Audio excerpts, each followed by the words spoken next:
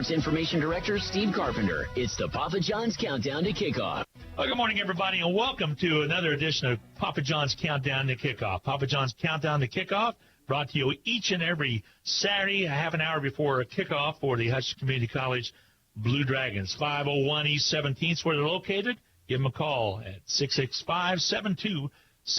And I'm Glenn Grunwald, joined by Steve Carpenter, Sports Information Director at Hutchinson Community College, and my sidekick on the road trips, Darren Dunn, PA, for today's game versus Coffeyville. So, guys, tough week, tough loss, but I felt pretty good all week long about it. Talked to Rhodey last Monday at the press conference, and I think it's just a matter that, hey, you know what, we just didn't play very good football, even though the circumstances where we didn't have the depth that we normally would have due to the suspensions. But I think it's going to be the same thing this week. But it's just a matter that we just didn't hit that field goal when we needed to. A couple things led up to that. Setting up behind the line of scrimmage, a yard short didn't help any, and then a bad snap didn't help either. But that's the way games turn out sometimes on the road at Highland. It is. It's a weird place, but I can go back to several plays before that ill-fated last field goal. Twice inside the red zone, and to come away with nothing really hurts. Even a field goal out of those two possessions hurts there. But the interception from Mark Wright really wasn't Mark Wright's fault. The receiver cut off his route, and Mark threw it to where he thought he was going to be. That ended up being an easy pick.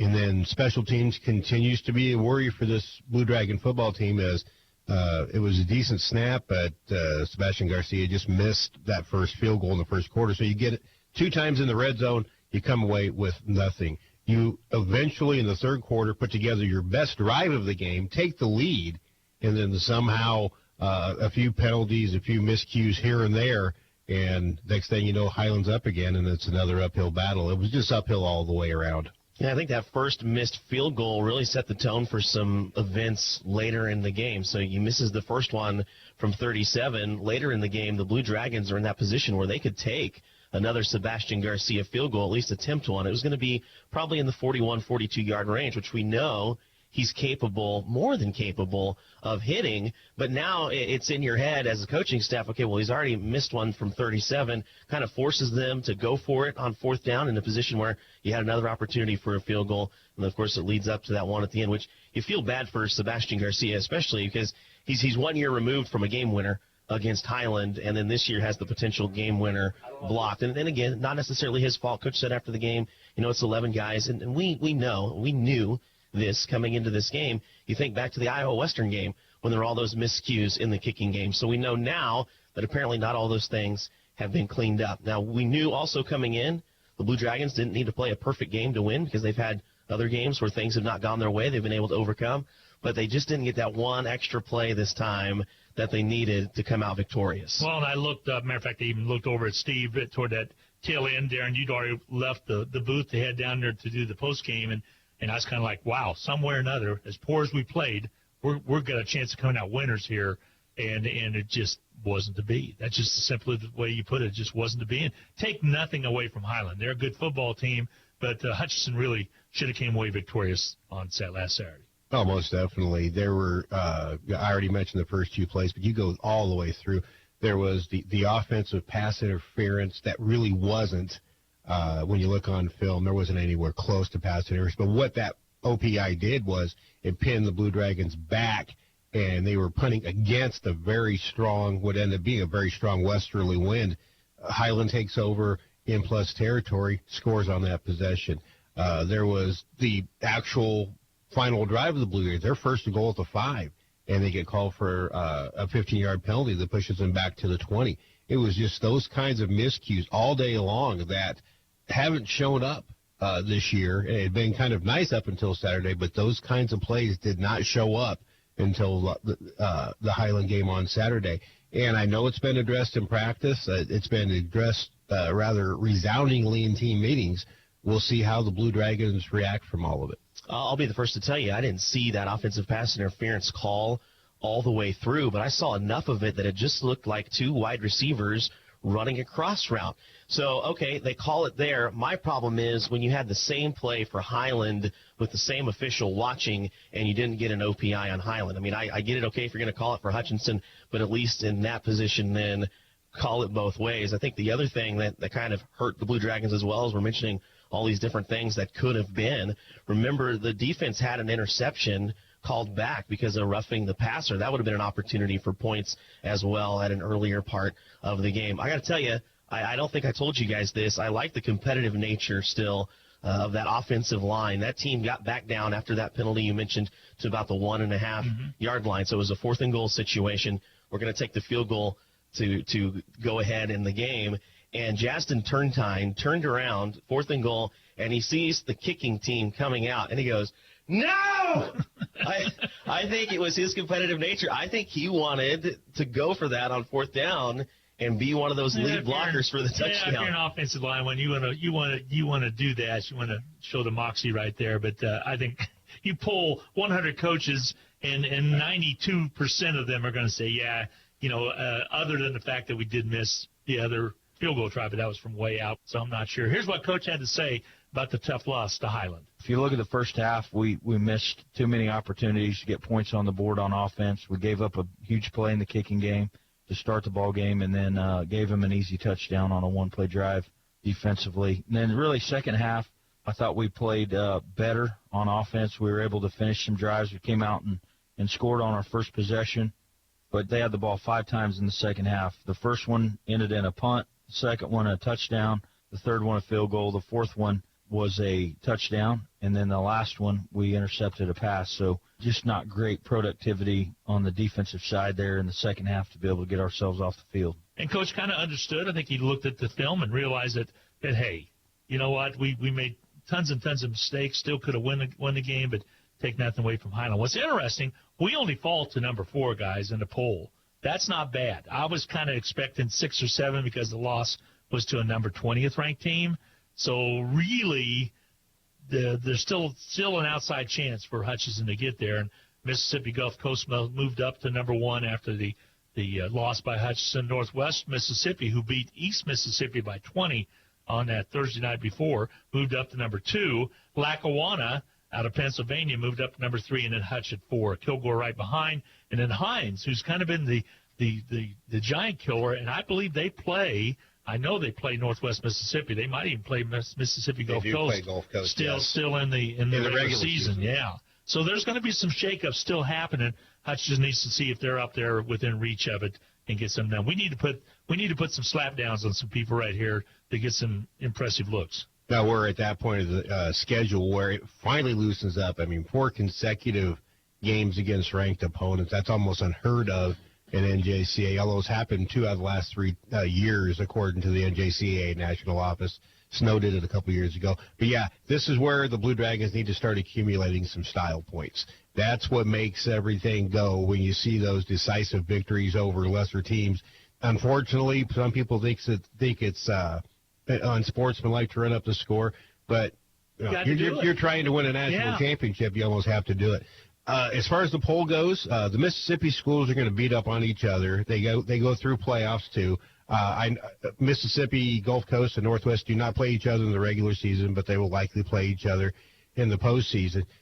As far as the Mississippi schools go, you got to hope they knock each other off in the right order, because Lackawanna is sitting there with really no schedule to play other than prep teams and maybe Erie out of the NJCAA in the East Coast area there.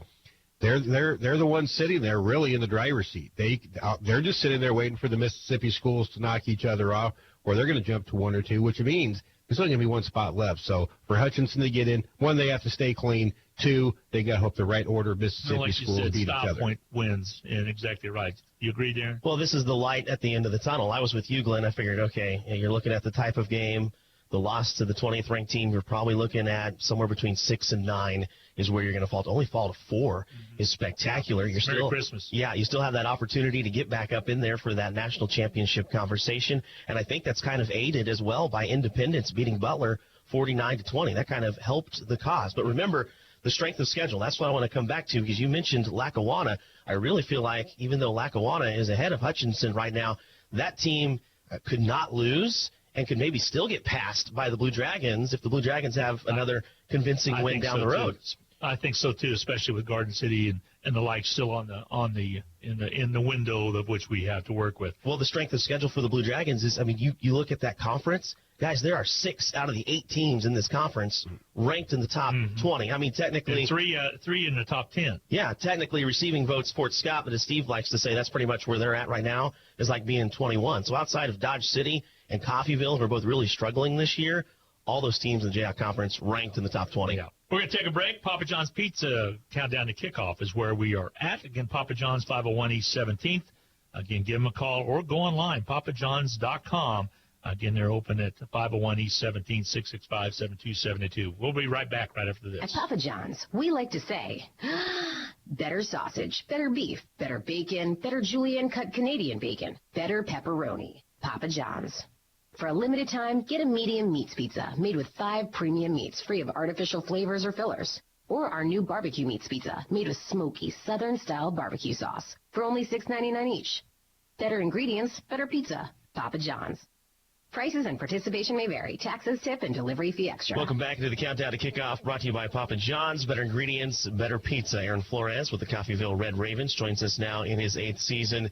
Coach, the game has certainly changed since you played, but how have you changed over the years as a head coach? Well, the big thing is trying to, changing with different schemes that are nowadays. You can't find a quarterback that's ever taken a snap from under center, when that used to be traditional for every QB. Technology has definitely changed from when I first started coaching. That's a big part of everything from film breakdown to what you show your kids. And cell phones is the other big thing with recruiting and all that. So there's been a number of things, and just trying to keep up with the times of what keeps the interest of your players.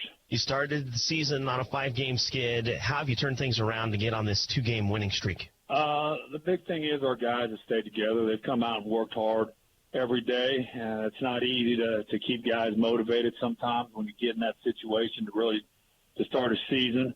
But we've been very fortunate with our coaches and our players that they've continued to work hard and compete in practice. And luckily, all that's starting to pay off here the last couple of weeks, and trying to do everything we can to get better each and every day. You have 3 quarterbacks with 60-plus attempts on the year. You played 4 quarterbacks at Iowa Central. What is your current quarterback situation? Great question. We're just kind of letting those guys compete each and every week, and then what I feel going into the ball games, kind of who we go with. And as the ball game kind of plays out, either we stay with the guy or injuries. We've had a number of different situations and scenarios is why we've played all the quarterbacks that we have on our roster. And, some of those things are out of your hands, and you got to adapt and adjust as the game goes on. So, again, it's our guys are ready to go. As far as who's going to start and stuff like that, I'll know by Saturday.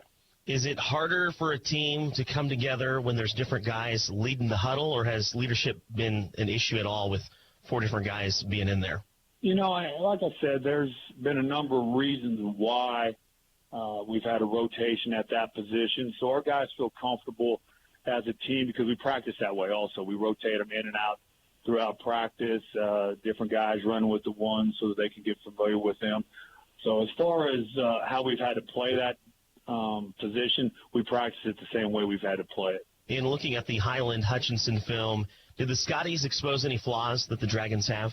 No, not at all. Not at all.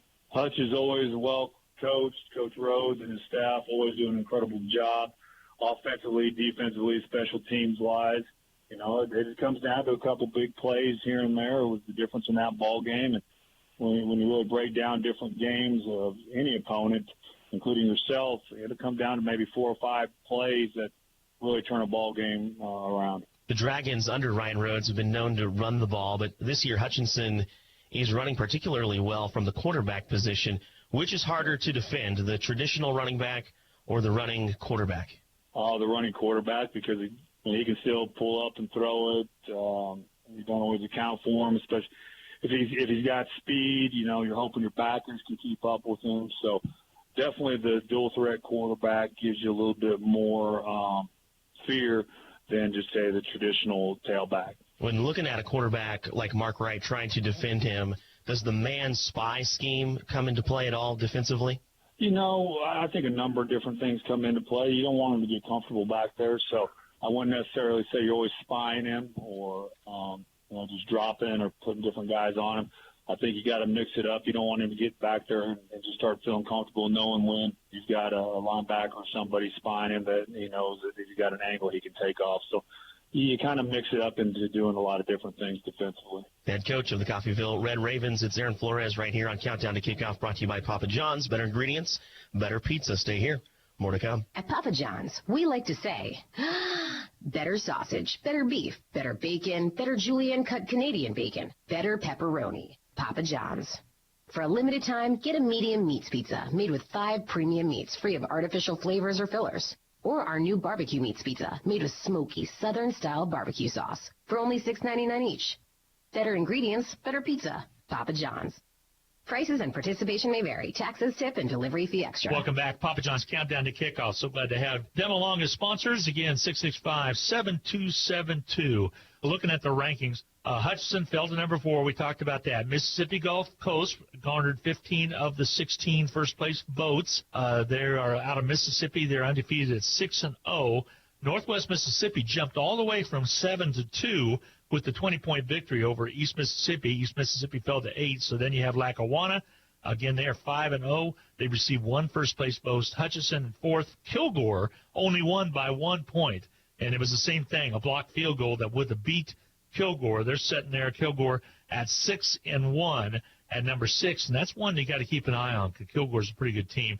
Then you have Hines. And I talked about Hines. They beat East Mississippi in the very first Thursday of the season. That got East Mississippi kind of falling backwards a little bit, so Hines could cause some problems. Monroe College out of New York, number 7, that's another schedule situation as well. Then East Mississippi, Butler, and Garden. Darren referred to that too. So many teams out of the Jayhawk Conference ranked up there, so it's good to see Butler at 9 and Garden at 10. Butler didn't fall very far with that big loss to Independence. It kind of surprised me a little bit. And that goes to what Darren said earlier about the strength of schedule of this league.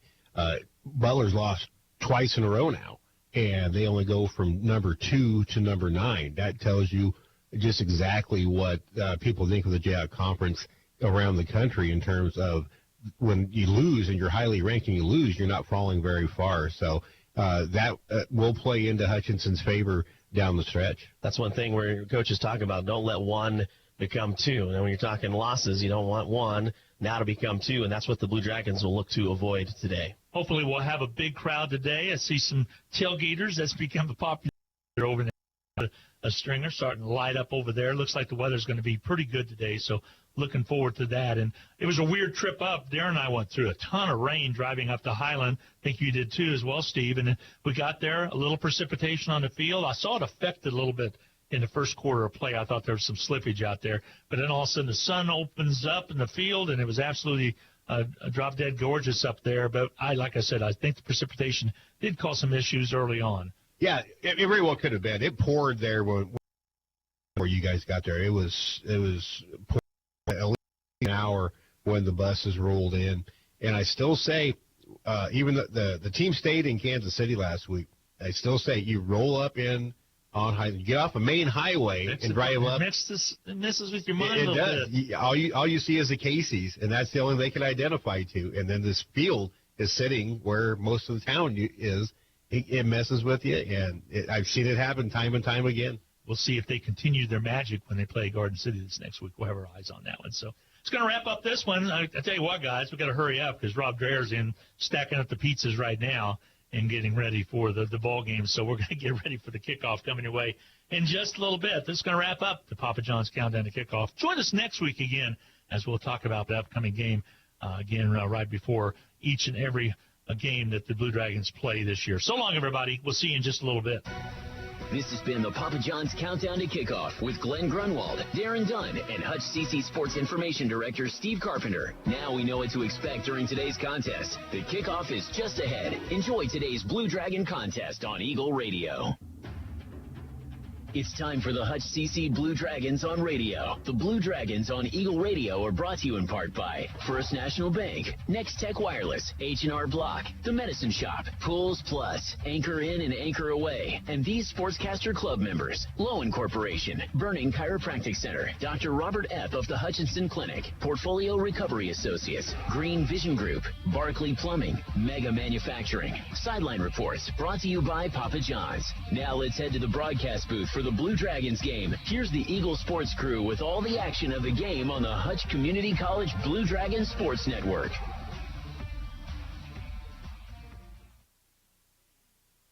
Rob Dreher and Randy McKay, glad to have you along on this beautiful afternoon. And I don't think you can dial it up after a cold day yesterday, Rob Dreher. Rob, by the way, on BW is one of our main meteorologists, and you did a great job, buddy. You dialed up a beautiful day for football today. Meteorologist, no. But, yeah, the weather a little cold to start this morning, Glenn, as temperatures bottomed out around that 30-degree mark. Knew we were going to have a freeze, but it is absolutely gorgeous. The sun is out. Look, there's not a cloud in the sky, and a little bit of a breeze here as we are ready for some exciting football. I'm going to go down and talk to Randy McKay. He's on the sidelines today, bringing you all the action. 59-degree game time temperature, Randy. A little bit of a wind out of the south-southwest at 9 miles per hour, changing on that flag down there. But how's it feel down below? It's gusting quite a bit, too. So the wind is going to be a little bit of a factor today, especially if you're headed to the south, because you're going to be going right into it. And, again, it's just great to be down on the sidelines again, finally, being brought to us by Papa John's at 501 East 17th. And we thank them for being a part of the program. And, of course, I'm looking forward to seeing this great game with the Blue Dragons, ranked number 4, and going against a very tough, formidable Coffeyville team. And so I'm looking forward to it. And we'll see what happens. In your young years, you used to be a kicker. What's that wind going to do to the punters or to the ones that are going to be kicking off? Especially the punters, more so than the kickers, the place kickers, but because they do happen to get that ball up in the air a little bit higher than maybe they do on the kickoff. So into the wind, it's going to shorten the punts quite a bit.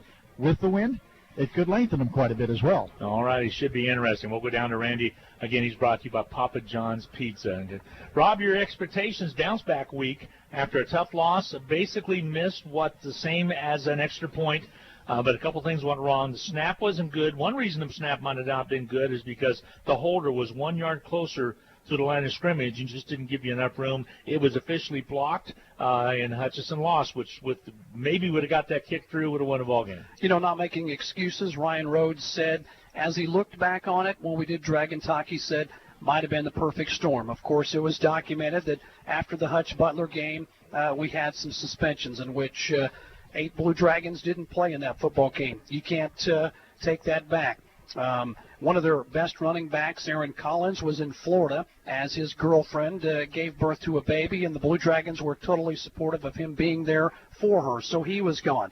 One of their interior offensive linemen, who has been a stalwart for them, missed the game, and Ryan Rhodes, quite frankly, on Dragon Talk said the guy that replaced him was not good. He did not do a good job, and a lot of breakdowns came on that offensive line from that position.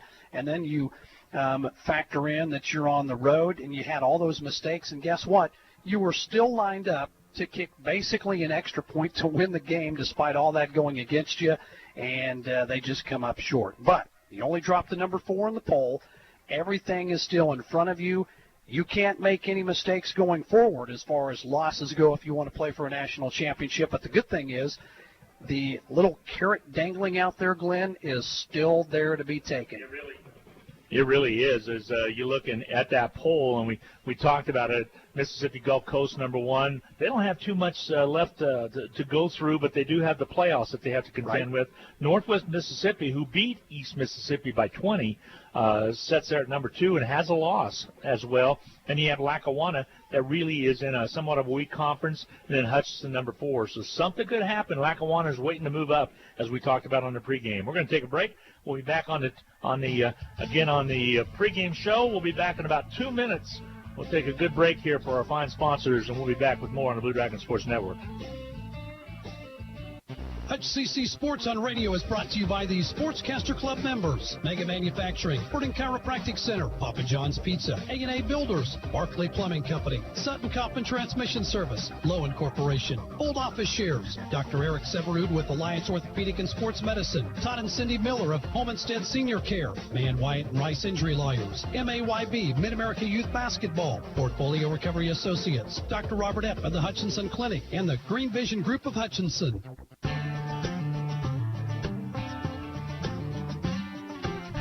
Hi, everybody, and welcome back again to Gowans Stadium. Glenn Grunwald along with Rob Dreher up in the booth. Randy McKay down on the sidelines. A look at the games tonight in the conference, today in the conference. 1 o'clock tip between Iowa Central. I say tip, that's basketball lingo. 1 o'clock kickoff, Iowa Central and Dodge City as they match up. That is being played, I believe, at Dodge City. So that's where that's happening. Ellsworth at Fort Scott today as Iowa Western at Independence. That's at 1 o'clock. Iowa Western receiving some votes. Indy also ranks 17th in the nation.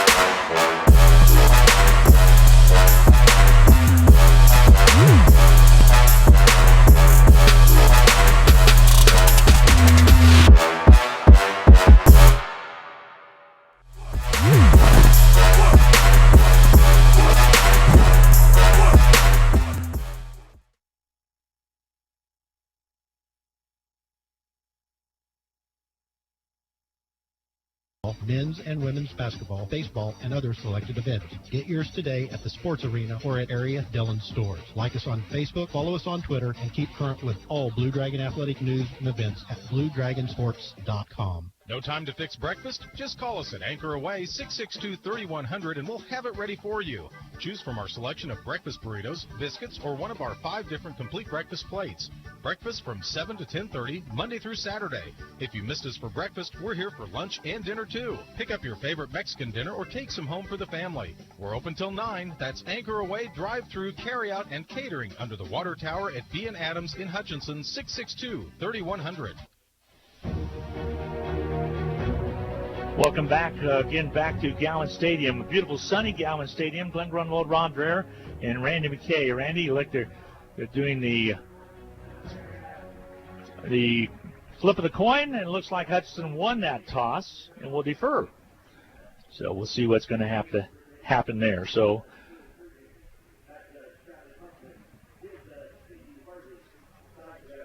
now let's see.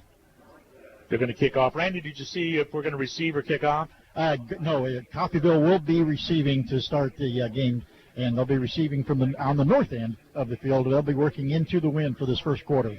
All right, so that's how it's going to be. A beautiful day for football, no doubt, as the Blue Dragons trying to bounce back after a heart-wrenching loss at Highland. And one thing the coach said, Rob, on the field afterwards to Darren Dunn, who had the interview on the postgame, is time to move on. And that's just kind of the attitude they've taken. That one's behind us.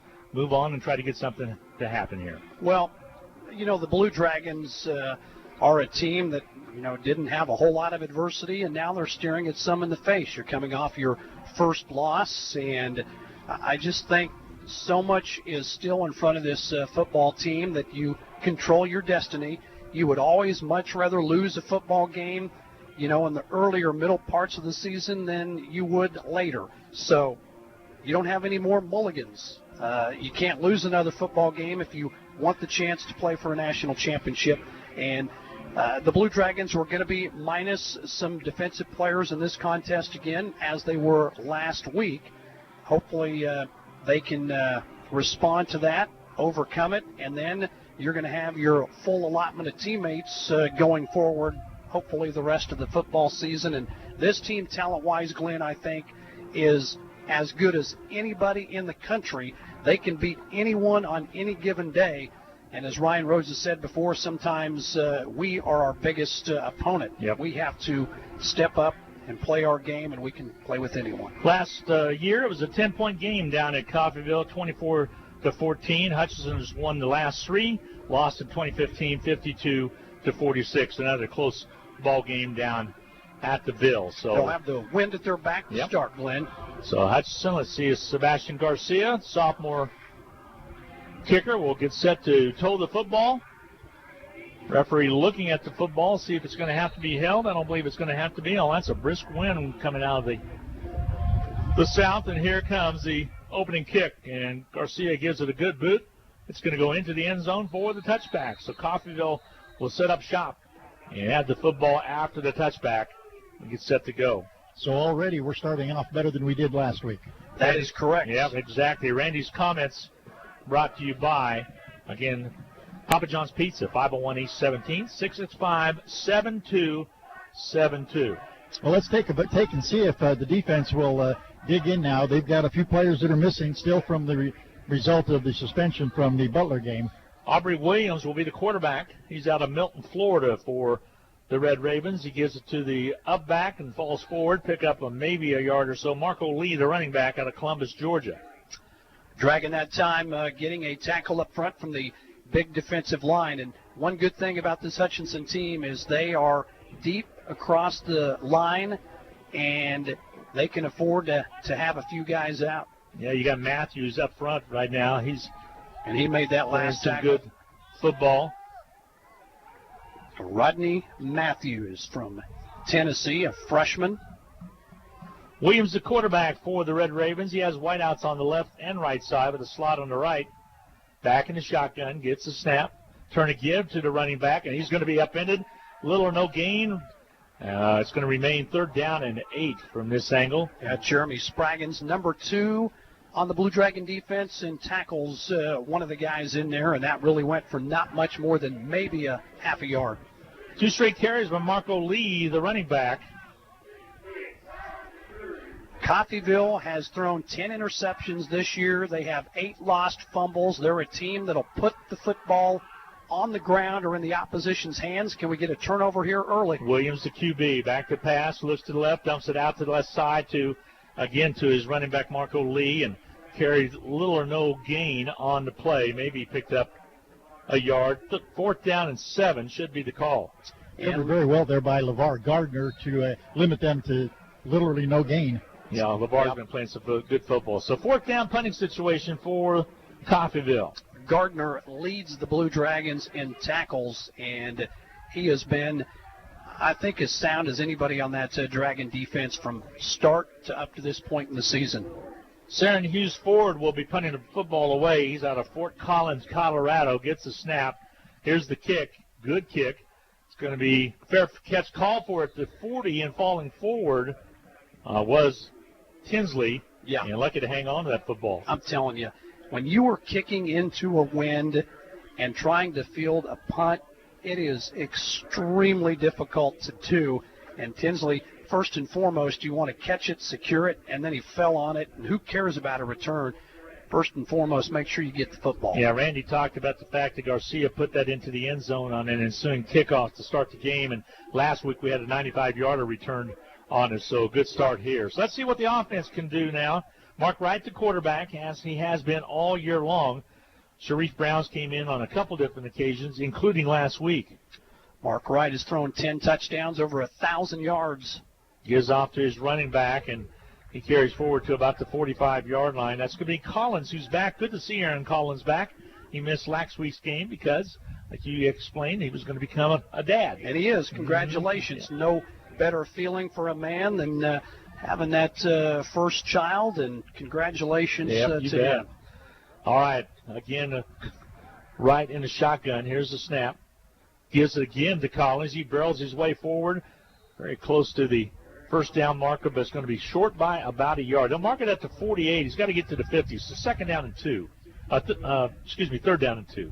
And something that Collins maybe not has been doing very much in the previous games is he's running with a little determination today. 2 yards on that carry. Doing good north and south running. Showing blitz here.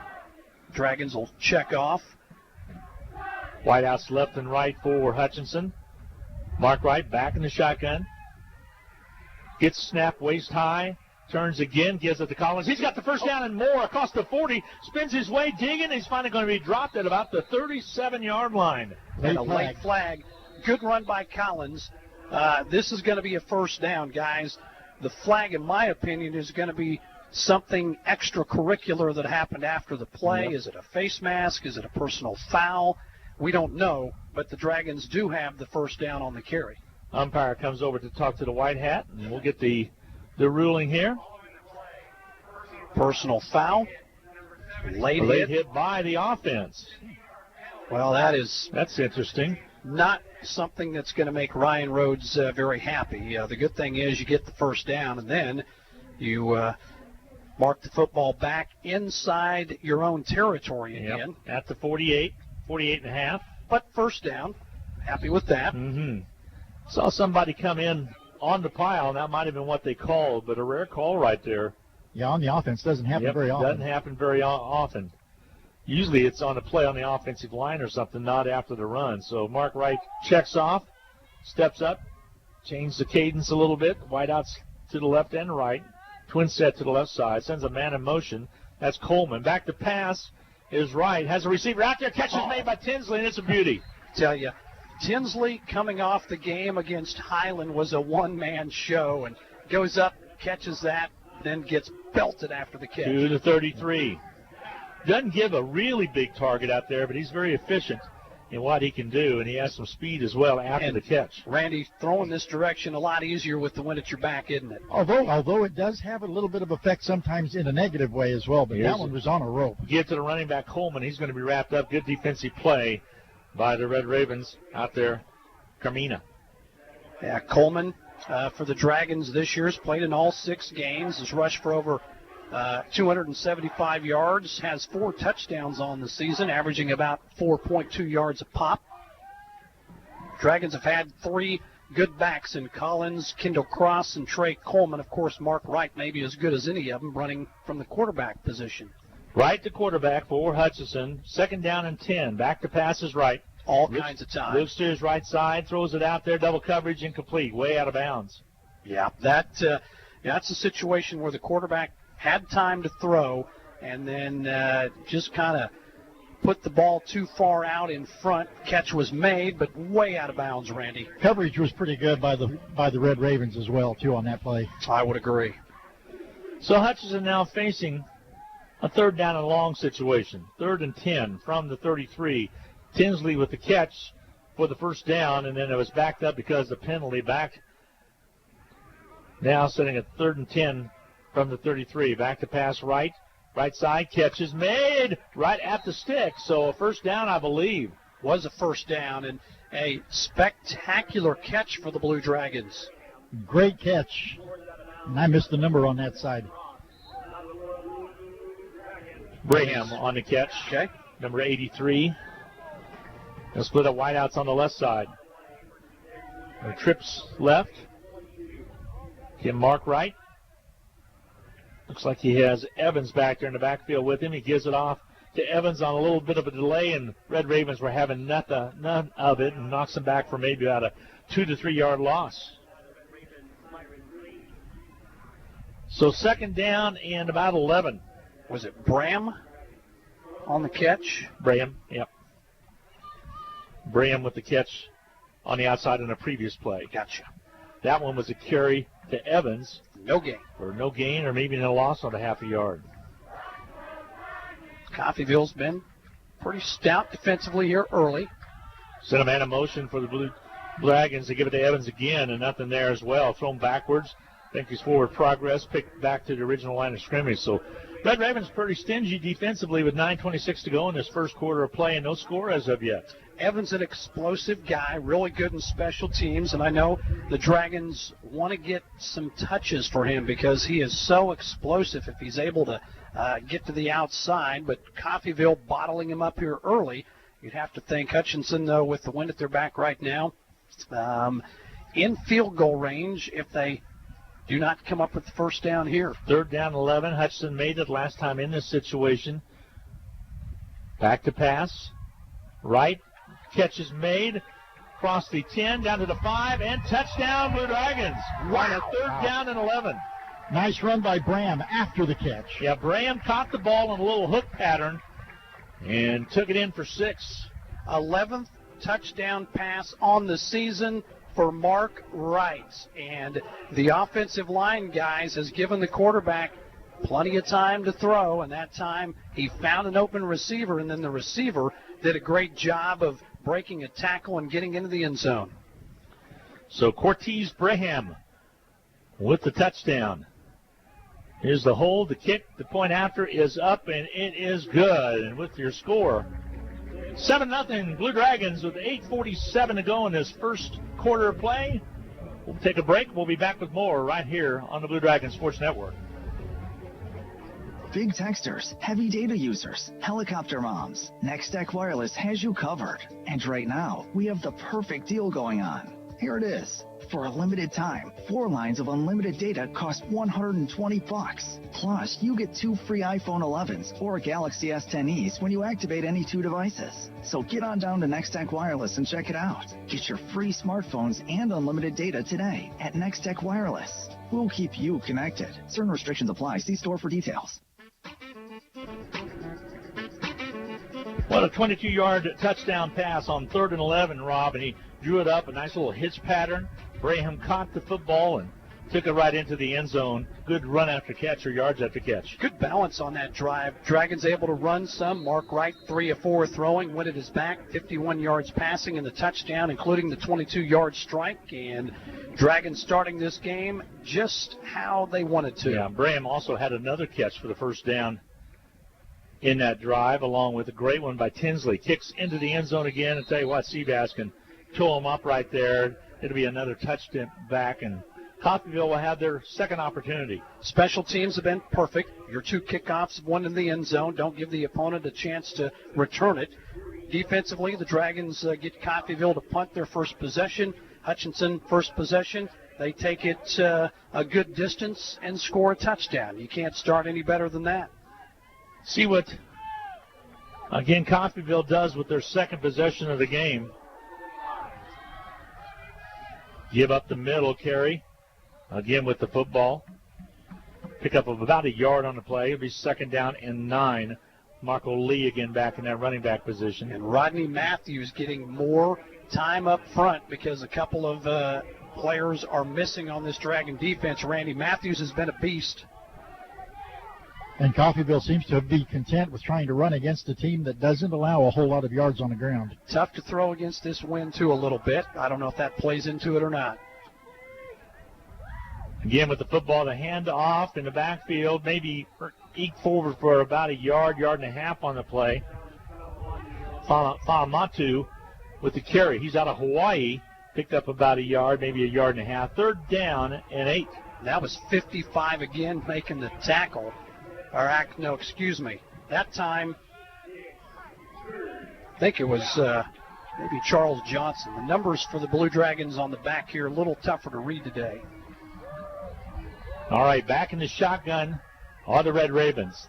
They've won 2 straight after dropping the first 5. There's a catch with a big-time tackle made by Hutchinson. And just as soon as the catch was made by Williams, he about had his neck taken off and thrown for a loss.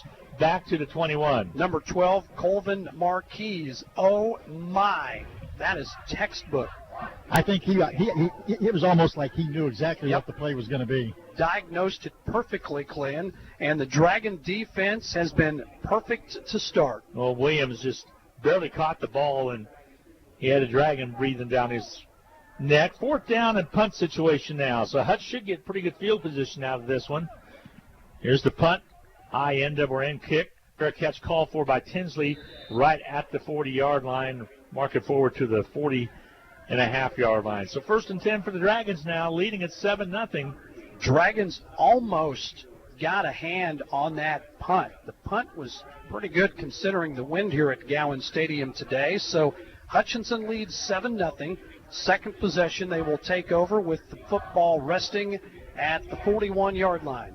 Well, if anybody was questioning what the defense was going to be like for the Blue Dragons, I think you can say so far they're coming out very strong with maybe 2 yards total offense thus far in 2 possessions for the Red Ravens. Yeah, ready to play. Coffeyville total offense, Randy, -1 yard. Okay. All right, Hutchinson's mark right. Gets the snap. Wants to throw it. And it's intercepted ball sailed on him. And there's a block in the back by the Blue Dragons, but still up the sidelines goes the Red Ravens, still on his feet and trying to get knocked out of bounds. Finally, he is at the 20. Hutchinson has a player down at the 45-yard line. Pretty sure I saw a block in the back, but I believe that was on Hutchinson. No, I believe it's going to be on Coffeyville after the interception. You are correct, Randy. And the interception, because the ball got away from right, it sailed right into a Coffeyville player, and then there was an illegal block. This is either going to be a personal foul or a block in the back, but either way, it's going to cost Coffeyville 10 to 15 yards. Now remember, Rob, what I said about throwing the ball with the wind. It does have a tendency to over-accentuate little mistakes. So. Yeah, and that time it got away from right, as that is his 4th interception on the season. He's been pretty good in that department. But right now we're a little concerned about a Blue Dragon player who is down. And, of course, for the Blue Dragons, that's Cordis Braham that had just caught the touchdown pass. Yep, personal foul, contact block. Side. Yeah, Braham didn't see him coming, so they'll mark the 15th and spotted the foul, which looks to be at the 43, so that'll back it up a little bit. Defense will have to come out. Mark Wright with his first interception on the day. And that is the first penalty against Coffeyville. Both teams with a personal foul penalty in this game. Thankfully, because of where the penalty occurred and the interception, the Dragons are in much better business. Otherwise, the ball would be down around the 20-yard line after the interception. So Hutchinson defense comes on the field. Coffeyville now. Again, the quarterback back to pass. Left side, catch is made at the 45. Nice pass by Aubrey Williams. And the catch made out there by Isaiah Taylor. Jacorian Bennett, good job in coverage. Only picked up a couple, so 3 yards. Second down and, I'm going to say 3. Second down and 7. I think you can be okay with giving up just 3 yards on a pass. Yep. Yeah, you can live pretty good on a day like that with that kind of productivity. It's really good coverage. Aubrey Williams, the quarterback in Milton, Florida. It's his hometown. He's 2 for 2 in the passing game. Back to pass again. Throws it across the middle. Catch is made at the Dragon 40, and it'll be good enough for the first down. Now that you can't have. Then it came up and made the stop. Again, the catch by Isaiah Taylor for Coffeyville and gives the Red Ravens the first down. Keep in mind, Coffeyville has the football because of the Dragon turnover off the interception by Wright. Again, the quarterback to give quick opener up the middles and up to about the 38-yard line. Second down and 8 to go. So picked up a couple yards. Dragons came on a blitz. LeVar Gardner with the tackle. And LeVar is very active on that defense, so we'll be saying his name quite a bit this afternoon. Always do. Averages almost 10 tackles a game. That is the number 1 tackler on this Dragon defense. He's been solid all year. Twin set on the right side for the Red Ravens. Lone receiver on the upper part. Nice crowd is settled in here at Gowans also. Running back and nothing there. He fumbled it. There's a fumble. There's a fumble on the play. It's going to be picked up by the Blue Dragons all the way down to close to the 40-yard line. Hudson came up with it. So Marco Lee coughed it up. And he was able to return it all the way down. See where they officially mark it at about the 38. So new life for Hutchinson now. 1 turnover for the Dragons, 1 turnover there for Coffeyville. Who picked that up, Randy? Did you see a number? I actually did not see that, though. All right. Well, they'll mark it right at the 40.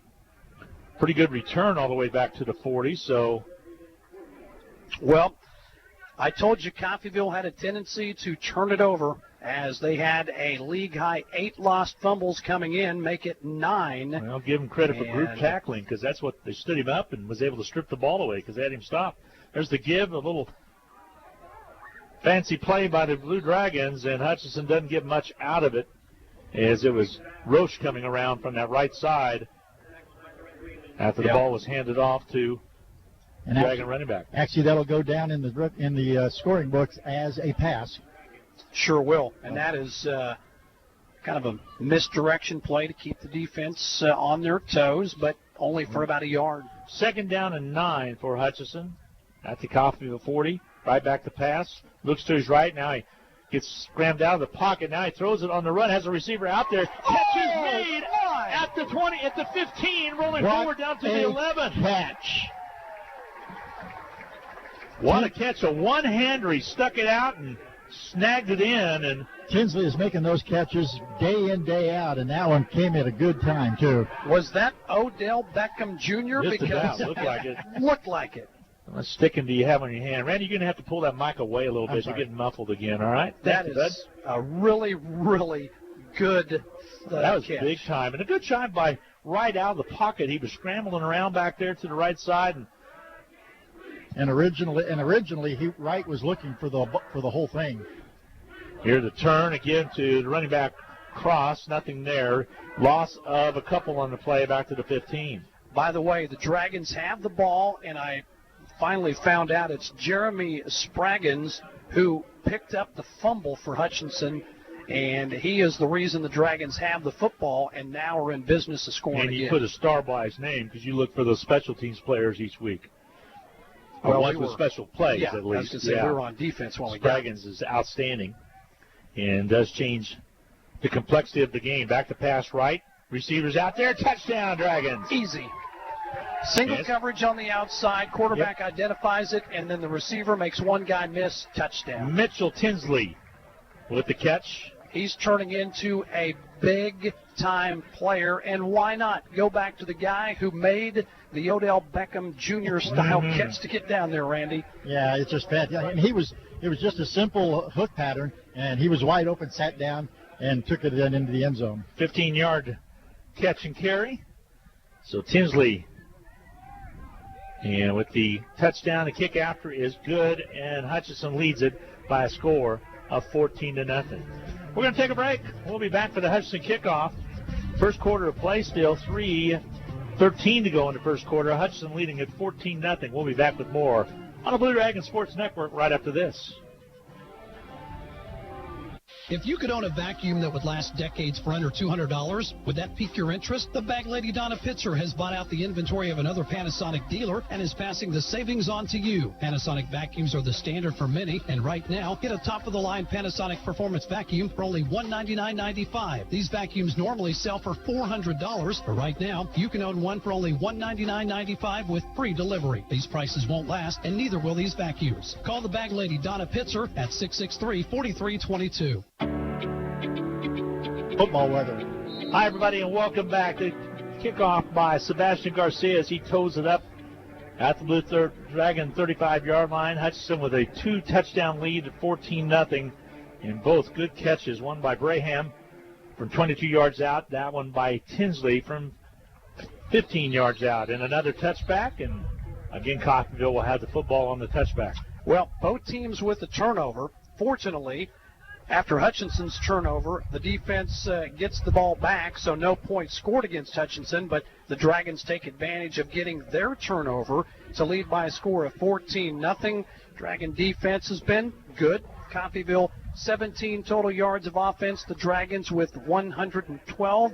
Both teams with a penalty here in the first quarter. It's been pretty cleanly played. Aubrey Williams leads his team up the line of scrimmage. Give to the running back, first man through. Should be Marco Lee, and hardly anything there. Just not much to run There's against. nothing much up in the middle. Actually, that was the other running back, Utu, and carries right back to the line of scrimmage, 2nd down and 10 now. Travian Freeman in there, big number 55, Rodney Matthews clogging things up on that defensive line. Utu wears number 8, and Lee wears number 6. Both rotating back, and there's flag on the play, stoppage of the play as well. Pretty sure this is going to be some kind of a false start penalty on Coffeyville. Brandon Mammoth, the big offensive. Yeah, it was Tyron Taylor in the slot position, flinched just a little bit before the snap. Very good. Good call, Randy. That's the second penalty on Coffeyville. And, you know, when you're trying to run the ball and you have a penalty like that, you're staring at 2nd and 15, means you're going to probably have to throw, and Hutchinson will bring 3 new personnel in on the defense. Bombatu back in the backfield right there, along with his quarterback, Aubrey Williams, now doing some pointing as to who to pick up on the block. Wideouts to the right side. Back to Williams. Pressure comes with the blitz, and he can't elude it. And the big tackle was made by Hutchinson. LeVar Gardner. Hutchinson brought a blitz, and Gardner cleaned it up. Coffeyville quarterback had no chance, Randy McKay. That's for sure. He managed to get by one person, but then right there was Gardner to put him down about the 15-yard line. Yeah, he sidestepped one, but Gardner was there to lay it out to him. 3rd down and 20 now for Coffeyville. And the official is going to blow things dead. Ryan Rhodes wants a timeout, had the wrong personnel, and he was barking at somebody. So we'll get a timeout taken. With your score at 14-0 with, again, 1:52 to go in his first quarter of play. Rob, Randy, and I'll be back with more coming your way right here on the Blue Dragon Sports Network. Hi, Brian Bobo, General Manager at Midwest Ford. Truck month is on, and the savings are great. Like take $11,000 off MSRP on a 2019 Ford F-150 Crew Cab 4x4. No gimmicks, everybody qualifies. Or how about $7,000 off a 2019 Edge ST all-wheel drive and 0% for 60 months. That's right, big savings and 0% on this Edge. Come out and see all the other savings during Truck Month at 1100 East 30th or online at MidwestSuperstore.com. All right, 3rd down and 20 for the Red Ravens of Coffeyville. They had the ball on their own 15-yard line. So the blitz worked last time, Rob. What do you dial up here defensively? Well, 3rd and 20, you're going to have 2 safeties. They're going to run a cover 2 here. You want nothing to get behind basically the 30-yard line. And again, to get to the running back around the left side edge, and nothing there, and knocked out of bounds after a pickup of about 6 yards. So again, Bombatu on the carry around that left side. Picked up, again, like I said, about 6 yards, 5 yards, 4th down and long. Good thing is with 1:32 to go, Coffeyville has to punt for the 3rd time against this win. Dragons look to get the football close to midfield. Field advantage for Hutchinson so far this entire game. Again, Hutchinson with Colvin on the far side, Tinsley on our near side. Tinsley side up right about midfield, and here comes the kick. High punt's going to drive Tinsley back. He weighs the fair catch at the 40, and it's about the same spot on the field each and every time. Hutchinson's had good field position through this first quarter of play. But I've been impressed with the Coffeyville punter. I mean, that is still a pretty good job when you're punting about at your 10-yard line when you take the snap. True. And getting it to the 40 of the Blue Dragons. That is a job well done by that young man. So 1:07 to go in quarter number 1. You're listening to Blue Dragon football on Hutchinson's Country Station, 102.9 KHUT, as well as KWBW in Hutchinson, Kansas. Well, 6 first downs for Hutch, 1 for Coffeyville. Dragons dominating 112 yards to 13 for this Red Raven offense. Back to pass right. Catch is made by Broham back at the 45 to the 46-yard line. Pickup of 6 on the catch. Some yardage after the catch, but a flag on the play. Yeah, Braham with the catch. But this, in my opinion, is going to be a hold against one of the big fellas up front, and I think we're going to be going backwards after this play. Where that flag came in could be a chop block, a hold. Usually if it's against the defense, it would be maybe a hand to the face by them, but they're sure taking some time to talk about Hudson players are. You see anything, Randy? I didn't see anything there, so I. Oh, okay. There's no foul. Well, that's good. Yep, pick up the 6 on the play then. So up to the 46-yard line. Always amazes me, though, how a flag is on the field and there is no flag. You know what I'm saying? It was thought I saw something. Right. All right, 2nd down and 4 now for the Blue Dragons. Papa John's Pizza bringing us Randy's sideline reports. We had some delicious Papa John's Pizza up here in the press box. You have 4, 5, 6, had about 6 slices? A couple. The give to Coleman on the right side. The Red Raven comes up and snags him from behind, hog ties him. Only a pickup about a yard and a half on the play. Yeah, that's, Coffeyville defensively against the run, they've been pretty stout. Dragons have had some success throwing. Mark Wright, 7 for 9. Couple of touchdown passes. Mark Wright, the quarterback, marks out the signals, back to pass. Right side catch is made over on the far side at the 45. Hits play all the way down the sidelines to the 36-yard line. Nice run after the catch right there. Randy, by who Roach. was that? Roach caught the football. Roach caught that pass and made one heck of a move and left a guy with his laundry on the field. He just kind of stutter-stepped a little bit at the 40. And here's a guy that hasn't had a lot of catches coming into this game, so he's getting opportunities and making the most of them. He was the one that made the catch that took it down to the Highland 2-yard line. Looking like Hutchinson might be able to punch it in late, but did not have that opportunity. Roach came into this game with 8 catches on the season. Back to pass, right. Good. It's going to be hit and dumped off. Lots of pressure on the quarterback coming in there for Coffeyville defensively. It was Gregory Jean. Thankfully, the quarterback got rid of the ball, but one of the big fellas up front missed a block, and that's how you get your quarterback hurt when somebody does that, because Wright got hit pretty hard. And here's what I noticed there. All 5 receivers were headed to the end zone. So it were a bunch of go routes, Randy. Mm-hmm. You have to have time to throw those kind of routes, and, of course, quarterback didn't that time. 59 beautiful degrees right here at Gowans Stadium on this October 12th afternoon. Oh, Ian Coleman looked like he had it, but it's going off the right. He's going to keep it himself all the way down inside of Coffeyville territory to about the 14-yard line, mark it at the 13. What a great fake that he gave to the up back. And here's what's shocking. That is the first time that Wright has faked the option, kept it himself. He is so dangerous, as that's going to bring us to the end of the quarter. Yeah, will take us to the end of the quarter. So 14-0, Hutchinson with the lead as we get set for second quarter of play. 14-zip Hutchinson, but Hutchinson deep inside of Coffeyville territory, 1st and 10 on the 13 when we return on the Blue Dragon Sports Network. It's football season, when the weather is warm one day and cold the next. Stay ahead of cold and flu season by drinking plenty of liquids, getting enough rest, and keeping your hands sanitized. Come see the friendly folks at Ashcraft Pharmacy, your locally owned Health Mart pharmacy, for over-the-counter medications to help alleviate symptoms. And if you need a prescription, we offer free mail-out, free delivery, or call ahead for our handy curbside service. Go Dragons! From Ashcraft Pharmacy in the Hart Shopping Center, South Hutchinson, and Health Mart, caring for you and about you. In need of a business loan? With the First, you are promised personal service and commercial lending. Whether your business is just getting started or you're ready to expand, the First has solutions to help make your business successful. We're first for you. Find out how our loan experts can help. Visit fnbhutch.bank to get started, or stop into a location nearest you. First National Bank of Hutchinson, member FDIC. Equal housing lender.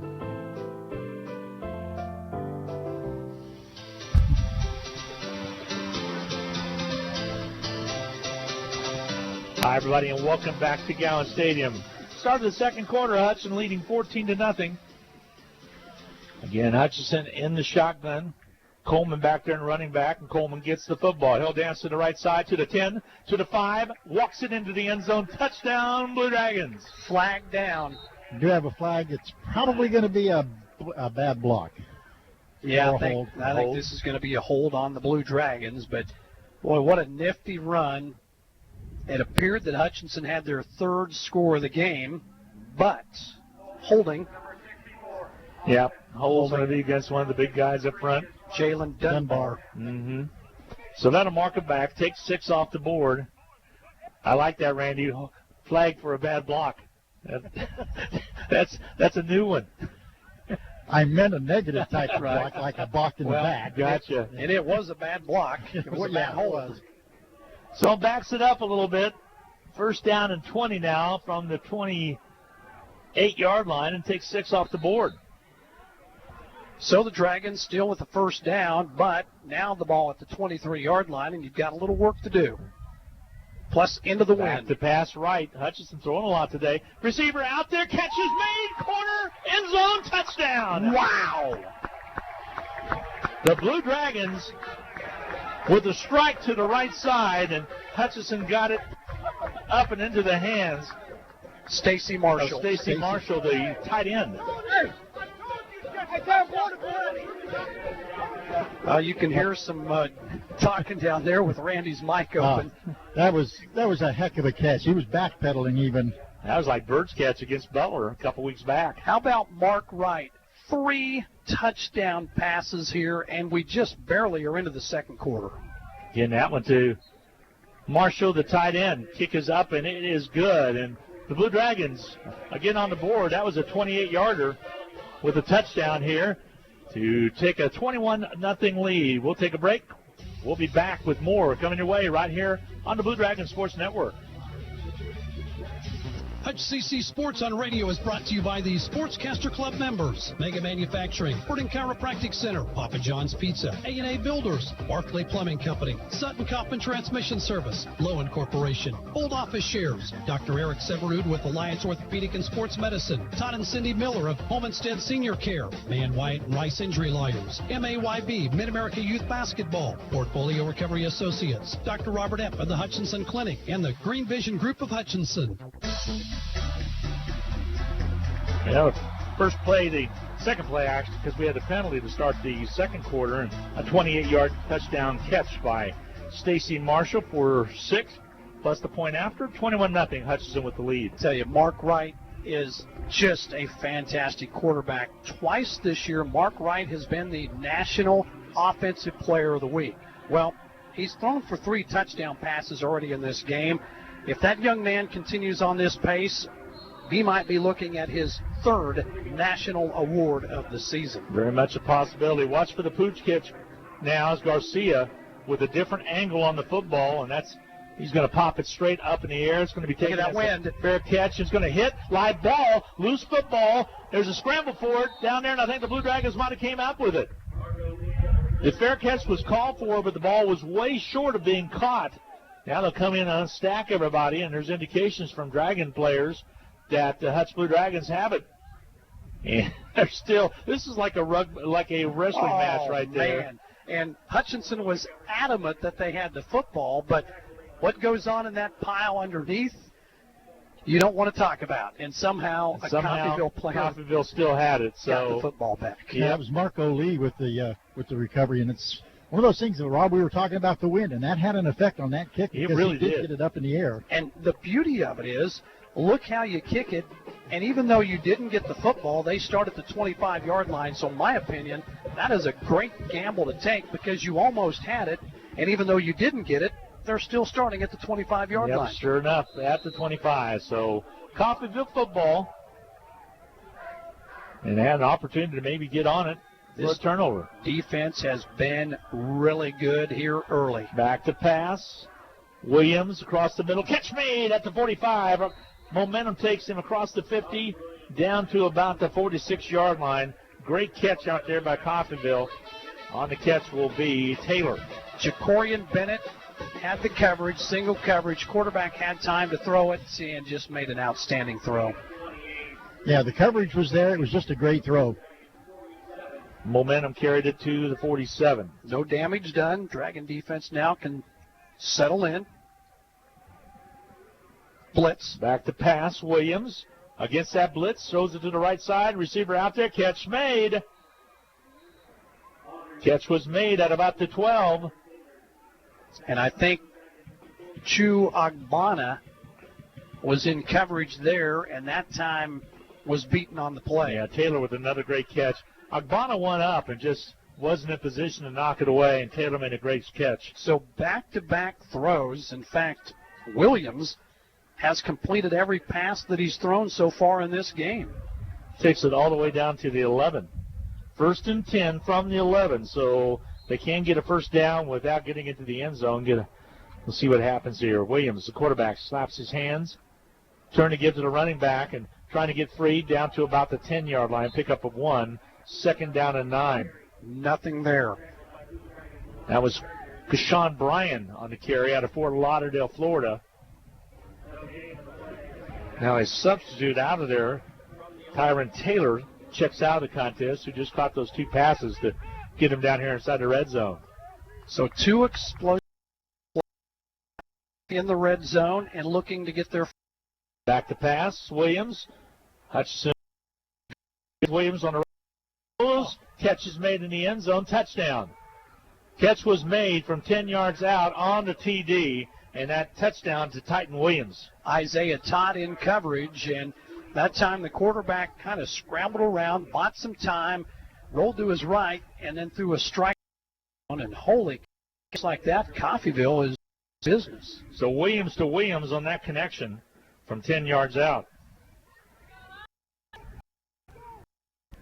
And with 13:06 to go in this second, on the board to point out, and it's 21-7. Going their first touch this afternoon. Gives us a break with 12:06 in the quarter. 21-4 on the Blue Dragon Sports Network. When you're looking for jewelry that's one of a kind, remember Amelia Bedelias, filled with thousands of beads and stones. And with my passion for design, I can create something that's perfect for you. Amelia Bedelias, 115.5 South Main Street in downtown Hutchinson. Go Blue Dragon. This is Kelly, owner of Brick House Boutique. Stay warm and look fabulous at the same time with comfy, trendy, and affordable clothing. You'll also appreciate the personal attention that you'll always get when you shop at Brick House Boutique. Big city chic in a downtown boutique at 117 South Main in Hutchinson.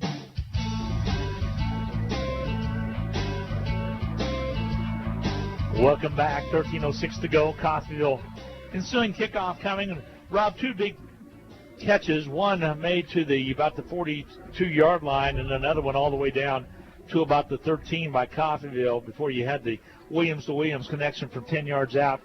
Coffeyville by the air, so Hutchins going to have to adjust a little bit. Aubrey Williams is 7 out of 7 throwing the football. They've done nothing on the ground. Coffeyville has 1 rushing yard, and they've proven now that they can throw a little bit against this Dragons secondary. Look for Coffeyville with the win at their back to continue doing that next time they get it.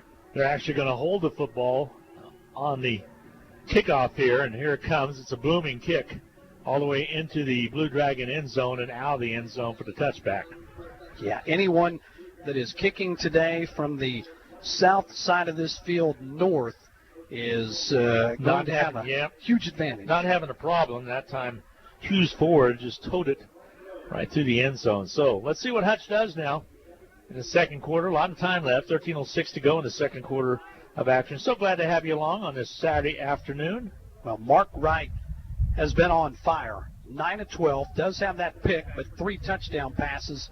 Dragons have been successful through the year as well.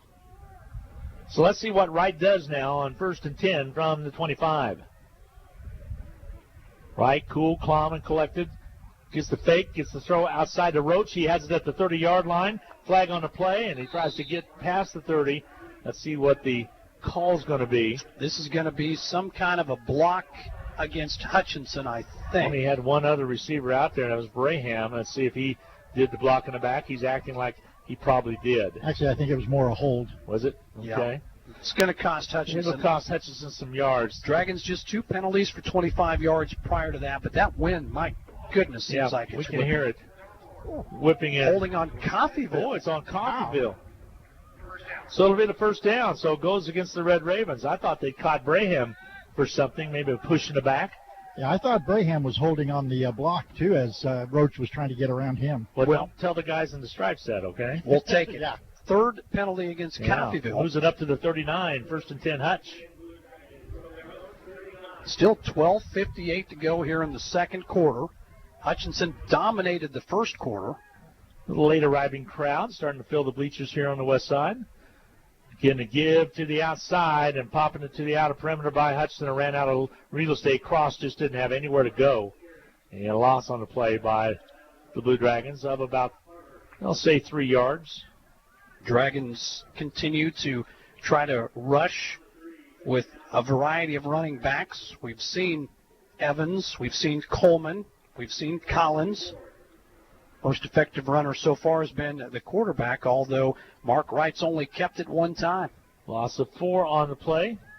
Illuminated down markers on that far side not working as of right now. It's a 2nd down and 14. The throw for Mark Wright gets it away. He was hit. Catch is made at the 45. Gets some of that lost yardage back. They'll mark it right at the 44. Slow to get up. My goodness, he was popped. Dragons, for whatever reason, They have kept their quarterback clean this year for the most part, but Randy, they're getting pressure on him today. They are indeed, and that one was just I think Wright hesitated just a smidgen, and that gave him enough time to get to him. But he completed it, and now 12 of 15 in the passing game. 3rd down and 5. Blitz. Back to pass, so they pick it up. Mark Wright gets it away. Catches May. What a catch. Leans forward and gets the first down. Had 2 receivers out there. Tinsley was one of them.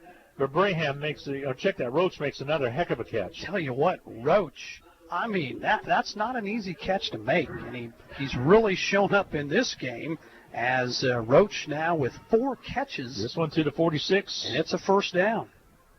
So great job by Roach to make the catch.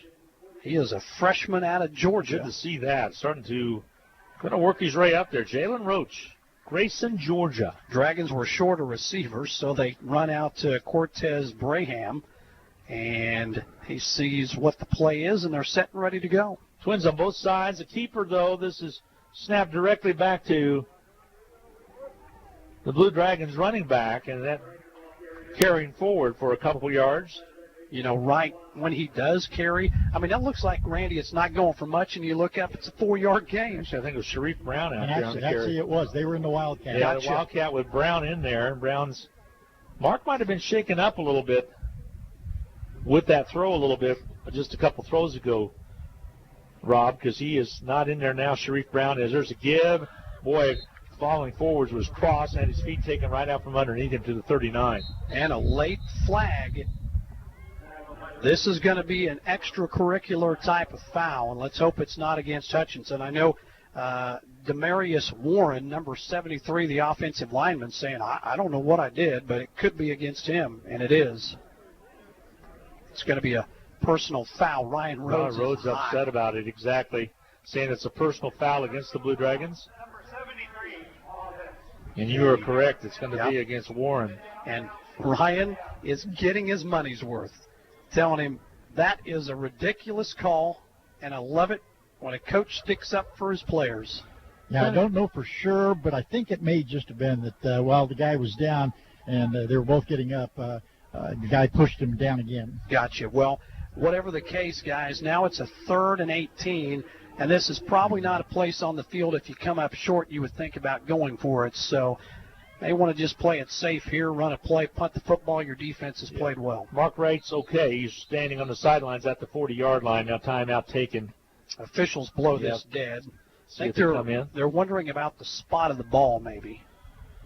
Wright took a hard hit, and then after that, Sharif Brown came in, and we called it the Wildcat, but actually he was the backup quarterback in there. Sharif Brown is in there right now. All right, so after all that, the official winds the clock. Ball at ready the to go. 46-yard line, 3rd down and 18. See what Brown can dial up here. Passing play, back to play. He's going to keep it straight up the middle. Has some room to run.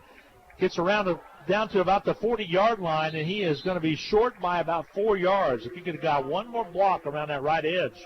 Probably about 5. Yeah, I'm waiting for him to cut in, but good. It's going to provide good field position if you're going to punt it from there. And they'll punt. I mean, your defense right now is playing well. And you got the wind that you're going into, so you punt the ball here and play the odds. Let's see if Newquist can catch a corner here. He usually kicks sidewinder style. When I'm referring to, that's rugby style that makes it bounce and really roll. Let's see if he tries to coffin corner it. Oh, and a perfect snap. That's a good thing to see. Here's your punt. Great punt. Good punt. It's going to hit right at the 19-yard line and be down at about the 11. And I think some Blue Dragon coaches wanted to let that one see if it was going to take another tumble and roll. I don't know. It looked to me like it had backspin. I'd rather take what he got there and not have that thing bounce back. I heard an O out of one of the sidelines on Randy's mic. So Randy, 1st and 10 right there. Pretty good punt inside the 15. Yeah, and one of the things that you want to look at, too, that ball bounced straight up when it first hit, and that second bounce, it's going to go anywhere. Yeah, you just don't know, so don't take a chance. I think Hutch played it well, and now defensively they got to be better than they were last series. 1st and 10 for Coffeyville on the 12. The catch is made at the 15-yard line, pickup of a couple. Ball popped out, but no play was dead on the ground. This Aubrey Williams, 8 of 8 passing has a touchdown. He's over the 90-yard mark now throwing the ball, and he has really shown some composure and done well. Catch was made by Hampton on that far side. 2nd down and 5. Pick up a 5. 8:49 to go, 21-7. Hutchinson leads Coffeyville. Fairly windy day, but a gorgeous day here in Hutchinson. Second quarter action. Give straight up the middle and still going up on his feet all the way to the 20, and a couple yards short of the first down. So this will be an interesting call. Coffeyville has not been successful running. They've been successful throwing, but it's a 3rd down and short. Can Hutchinson get a stuff here? Marco Lee on the carry. 3rd down and 1. See what they go with here. In a shotgun. Straight up the middle. Oh, boy, really close on the play as the defense comes up and stacks it.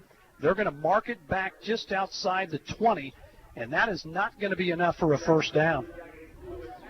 In fact, the head official already has his hands up closed, meaning 4th down. They're going to punt. 4th and 1. Good stop right there, Randy. Yep. Randy McKay on the sidelines, brought to you by Papa John's Pizza. Yeah, they gave him forward progress right back to the line of scrimmage, but still 4th down and 1 and kicking with the wind. Here's where you got to be careful as a returner for Hutchinson, because you have no idea with that wind blowing where this is going.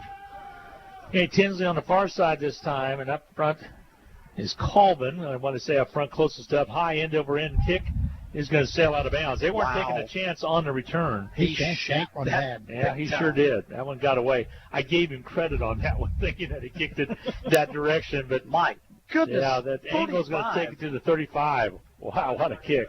That's only about a 20-yard punt. Yeah, it's not bad for the Blue Dragons.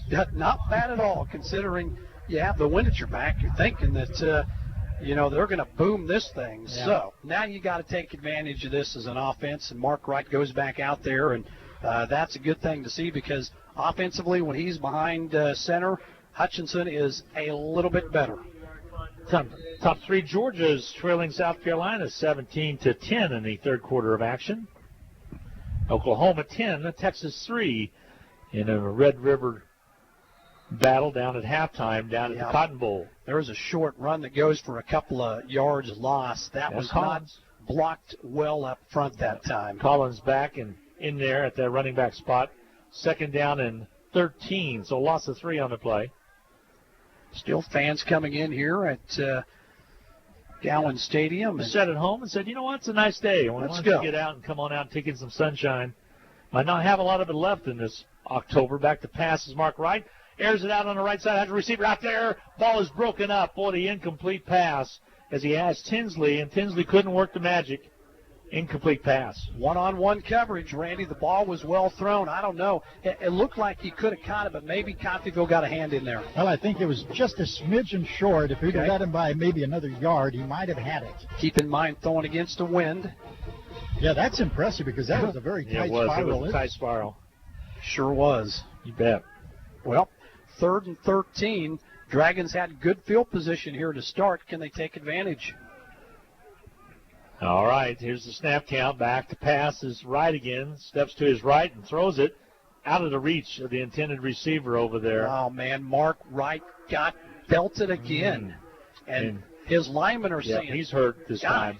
We have got. He caught it in the ribs. And maybe he had the air knocked out of him. He's coming off the sidelines. We'll see Sharif Brown come in. Coach Greg Cross comes over to talk to his quarterback and see if he's going to be okay. Training staff will check it as well, and timeout's going to be taken. 6:36 to go in this. Again, we're in the first half of play, 2nd quarter. 21-7, Hutchinson on top. Blue Dragons face a 4th down and 13 when we return right after this on the Blue Dragons Sports Network. Welcome to the Hutchinson Medicine Shop. With the emergence of big business, not only in pharmacy, but all industries, the Medicine Shop is proud to be a thriving local business in Hutchinson. We're so thankful to our customers in Hutchinson, Reno County, and Central Kansas for your support. In turn, we're proud to be a major sponsor of the Hutch High Salthawks, as well as other area high schools, the Blue Dragons, Chiefs, Royals, Jayhawks, and Wildcats. You support us, and the Hutchinson Medicine Shop supports local sports. Well, thanks a lot to Brandon Garcia, Chief Engineer, back at the Eagle Radio Studios on the KHET side, running all the whistles and buttons for us to stay on the air here, and 4th down and 13. Mark Wright being looked at on the bench. He's tough. Think he's going to be okay. In some pain. I saw the medical staff give him a couple of what was probably some ibuprofen to take care of a little pain. Yeah, they're checking it out. It caught him on that left rib, and he has been beaten up today. Here, 4th down, punting situation for the Blue Dragons. Here's the kick. Look at that thing. Goes straight up in the air and dies and comes down. Blue Dragons down it at the 35. Boy. So that is going to be a 2-yard punt is what that ends up being. You cannot put the ball up in the air like that with the wind. No, like you got to this. sidestep it. And he'll learn from that. I'm sure a couple of coaches will come over and have a little chat with him about it as well. And here's a little bit on aerodynamics. A spiral Hey, will whoa. You're talking about aerodynamics? Yeah. Okay. A spiral will go through the air a whole lot better than an end-over-end kick. Yeah, that's true. And you saw it there. So we've seen back-to-back punts, one by Coffeyville, one by Hutch. Not impressive. Back to pass out of play action is Williams. Lets it fly. What a beautiful pass. All the way down, incomplete, though. Led his man by about 3 yards out of the reach of the intended receiver. He threw that nicely from the 25, and that thing bounced at the 15. Gregory Jean was out there, and he was a good 3 steps behind him. But what a pretty pass, Rob. My goodness. Wow. 60 yards in nicely. the air. 2nd down and 10. Well, you don't get any points for style, but that was a pretty one. My goodness, that thing had some velo on it. And Williams out of play action through that one. That might have froze a couple of linebackers. Let's see what he calls right here. Has a couple backs in his backfield. Whitehouse left and right. Back to pass again. Gets some nervous feet and runs out of the pocket. Now he'll throw it. Catch made, but I think he's out of bounds. Yep. Pressure by the Dragons. Quarterback flushed out to his left. Makes an errant throw, Randy, and that's just a good job by the big boys up front. It was a great job, even by the defenders as well, not letting the receivers find any open space. Wright's up and on his feet and not being attended to any longer, so it could have been it could be bruised ribs. He got the hair knocked out of him. He's holding his left side of his rib cage. And I'm not 100% sure that he is okay. I did ask him, and you know how athletes are. I asked him if he was all right. He says, "Yeah, I'll be fine." So my advice to the Dragon line: let's protect him a little bit better. He's some precious cargo. All right, big 3rd down and 10 call right here for Coffeyville. Back to pass, dancing a little bit. There's going to be pursued and be hit. Sacked right at the 35, back to the line of scrimmage, maybe a loss on the yard of 1. Travion Freeman, number 48, getting playing time because of a couple of defensive linemen missing for this Dragon defense. Williams was about to slide. Then he realized he's going to get hit from behind. About the same time he was going into a slide. Really good job by Travion. So 4th down and 11. Actually a loss of a yard on the play. Clock nearing halftime. We're at the 5:34 mark. Hudson, nice to get another possession here. Diving for it is Tinsley, and he makes the catch, though, at the 20. Hudson will have the football. I believe that was Freeman's first sack of the year, too. Mm-hmm. And actually, that was Colvin on the diving catch. Yeah. Colvin dove on that one. Good to hang on to it. So it'll be 1st and 10 from the 20 for Hutchinson. Hutchinson, 218 total yards of offense to Coffeyville's 96. Coffeyville's only able to get 4 yards on the ground, so they've made the most of things through the air. Dragons offensively kind of balanced. Hutchinson with 58 on the ground, 160 through the air. You'll take that. My halftime guest, Denny Steckline, will be here to join me. Talk about a little marketing at Hutchinson Community College.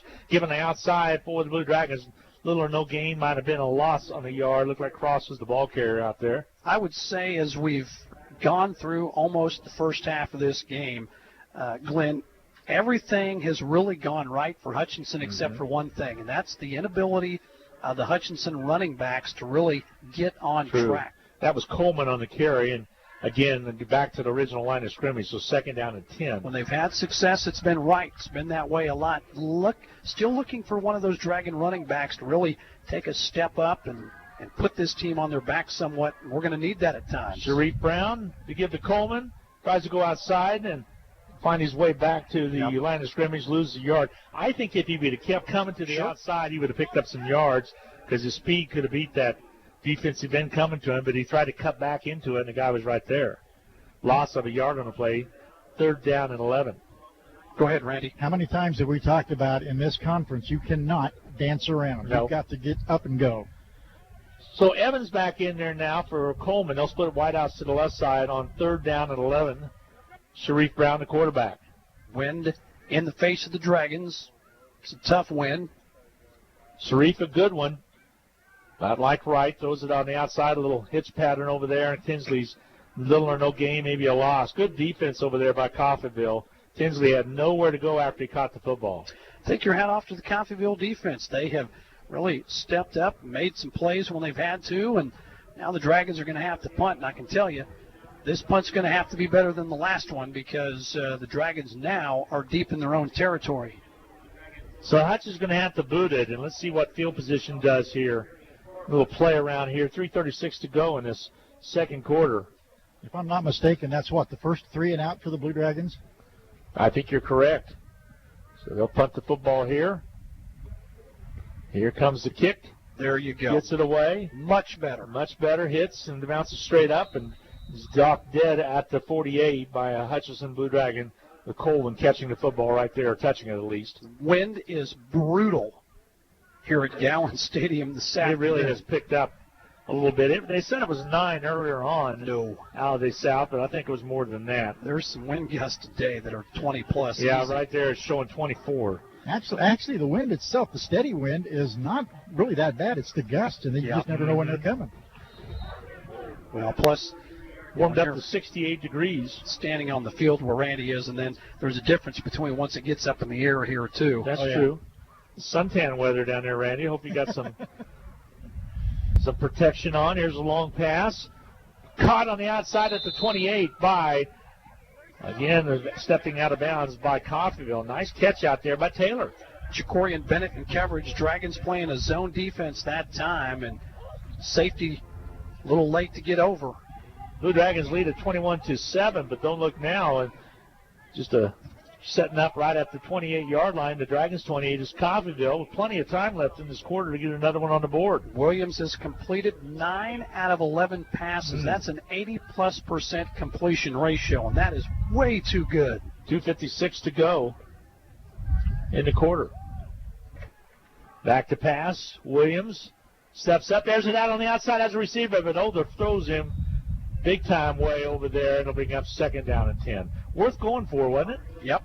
Randy? It was worth going for it, but that one was another case where the wind just actually caught that one and picked it up even farther. You know, Coffeyville's had no success running. 4 total yards of rushing, so they're content now to throw the ball. They've had some success against Hutchinson throwing, and the Dragon defense will have to tighten up a little bit.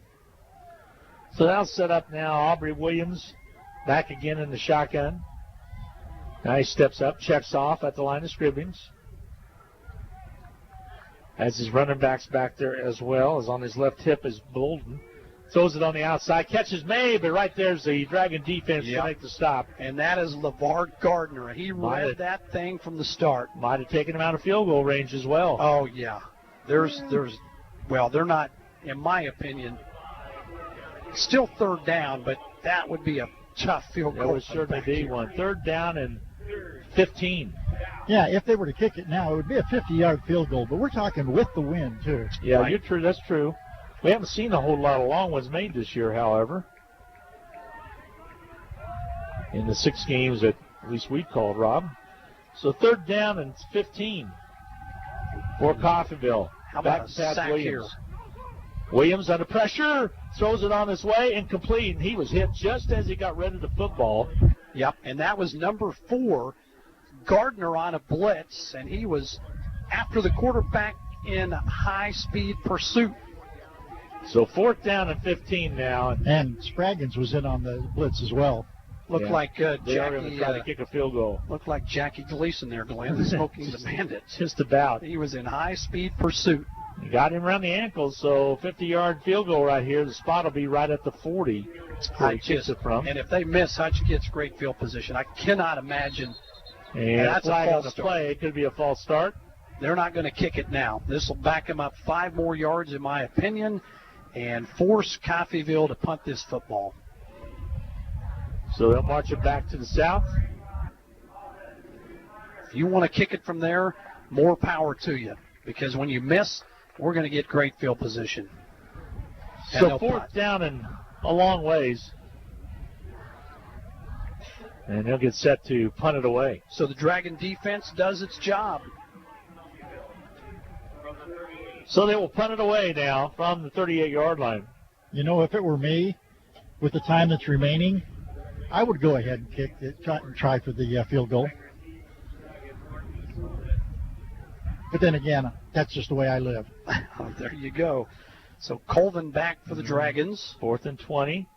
Gets the punt away. Good punt. Let it go. He'll let it go, and it's going to peel back into the end zone for the touchback. And Hutchinson will have the football with 1:42 to go before halftime, leading at 21-7. That was a big defensive stand there, because you go in down only 1 touchdown. That's a big different feeling that you have going in down 2, and Hutchinson with that 2-touchdown lead. Dragons with 1 timeout left. Plenty of time here if you want to try to put your foot on the pedal a little bit and get a score before halftime. But the way I look at it, it's 21-7. You can be content here to just run out the clock. Mark Wright back in now this series. Interesting. Mark Wright has returned into the lineup. Coffeyville with 3 timeouts left if they want to use them. Right. Turn to give. Running back takes it up to the line of scrimmage, and that's about all he's going to get. Clock's going to move. It just continues to be a monumental struggle for the Dragons to get production at times out of the running back position, and that basically is no gain. Collins, the ball carrier. Timeout's going to be taken. We'll get a break in. 1:32 to go. Again, we're in the first half of play. Blue Dragons want to talk things over. 2nd down and 10 when we return right here on the Blue Dragon Radio Network. Getting the most back from your tax return starts with getting the most expertise. H&R Block has more enrolled agents than any other tax preparation company, and we guarantee the accuracy of every return prepared by our tax professionals. We find every credit and deduction to lower your tax bill. Put our expertise to work on your return, and don't just get your taxes done, get your taxes won in Hutchinson, Lyons, and Ellsworth.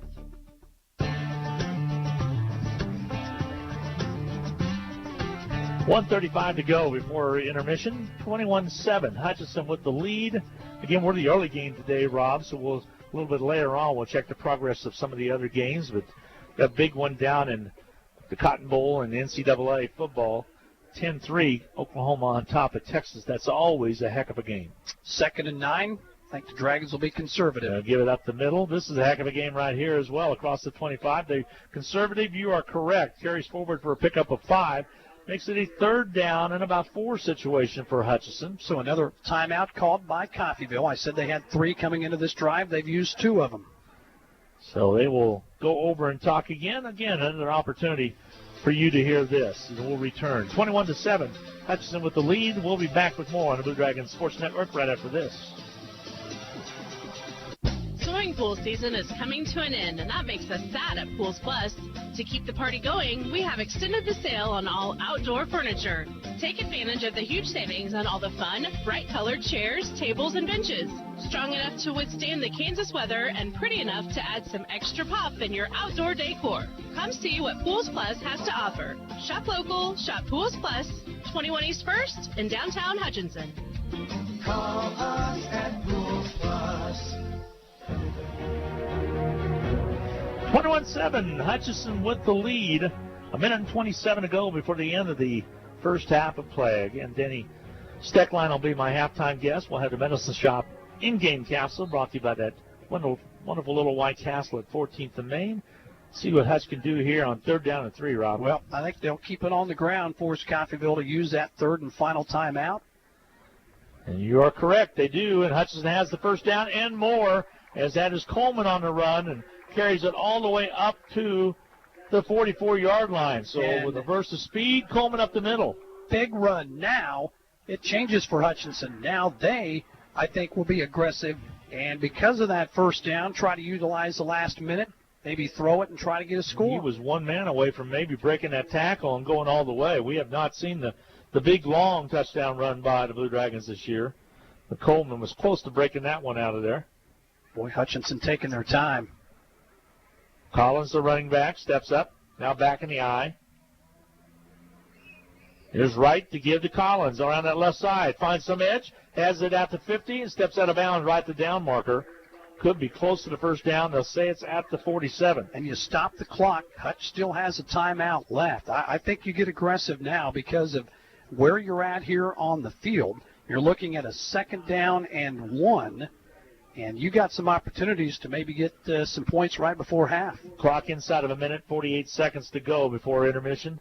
See if you can at least get 3 maybe out of this. If you can get maybe another 20 yards down the field, although you're facing a stiff wind. 2nd down and less than 1, actually. Turn to give straight up the middle. Straight up the middle. Running Collins. He's down to the 30, to the 20. 15, cuts to the outside. He's dropped right there to 15. That'll move the chains and stop the clock while they move those chains at the 15-yard line. And Coach Rhodes is not going to use his timeout here. Clock stops after a first down. They've reset the clock already. Clock down to 36 seconds. Play clock down to 30. Here's the snap. Gets the pass away. Overthrows the intended receiver on that near side to Roach. And Wright popped again. But clock stops. Now you regroup. 30 seconds, 2nd and 10. What you don't want to do here is take a sack because you are in field goal range. Yeah, sure are. And, boy, a field goal would really give Sebastian Garcia a good pat on the back after having that one blocked last week that would have been the game winner against Highland. Don't turn it over down here. Mark Wright's been pretty good at taking care of the ball. 2nd down and 10 from the 15. You know, going into the locker room up 3 scores would be even better. Right to quarterback. Waist high snap, rolls to his right side. Looks downfield, looks, tucks it. Trying to get out of bounds, and they say he did not get out of bounds. Took it to the 10-yard line. And I think Hutch, if they want to do something, now they do stop the clock. It stops at 22 seconds remaining. It sure looked like he got out of bounds to me. Yep. And a timeout's going to be taken. So that'll give us a break for another word from our sponsors. 21-7, Hutchinson with the lead. Knocking on the door of Coffeyville with 22 ticks left to go on the clock. 3rd down and about 5 on the 10-yard line for Hutchinson when we return on the Blue Dragon Sports Network.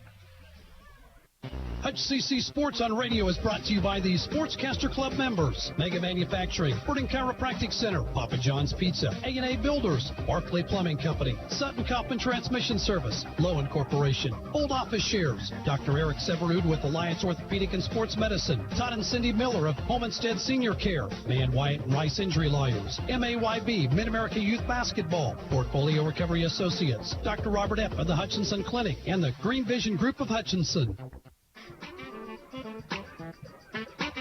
Clint Grunwald, Rob Dreher, along with Randy McKay on the sidelines.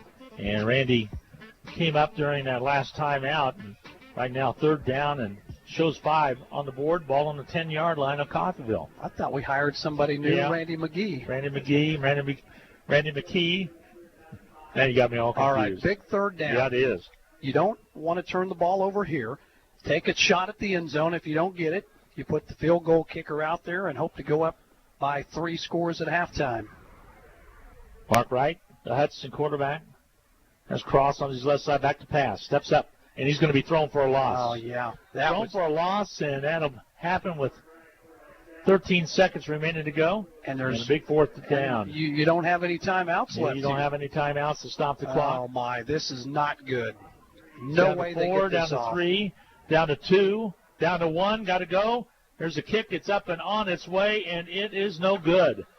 And your score at halftime, 21-7. Hutchinson with a 2-touchdown lead, but could have had 3. We go to the locker rooms. We'll take a 2-minute timeout. We'll be back with more from Gowans Stadium at halftime. A 2-minute timeout coming your way. Hold that. Okay, we're going to hold it just real quick and see. There's a flag, and they're talking things over. This could change what happens. It could be defensive if it's a defensive one. Sorry about that, Brandon. We'll hold up here as there is a flag on the play. If it's defense, Hutchinson will get one more play. Boy, see what it is. The one thing you could not do there was give up a sack. It was against the offense. It's declined. Halftime is here. So, again, we'll take that halftime break, 21-7.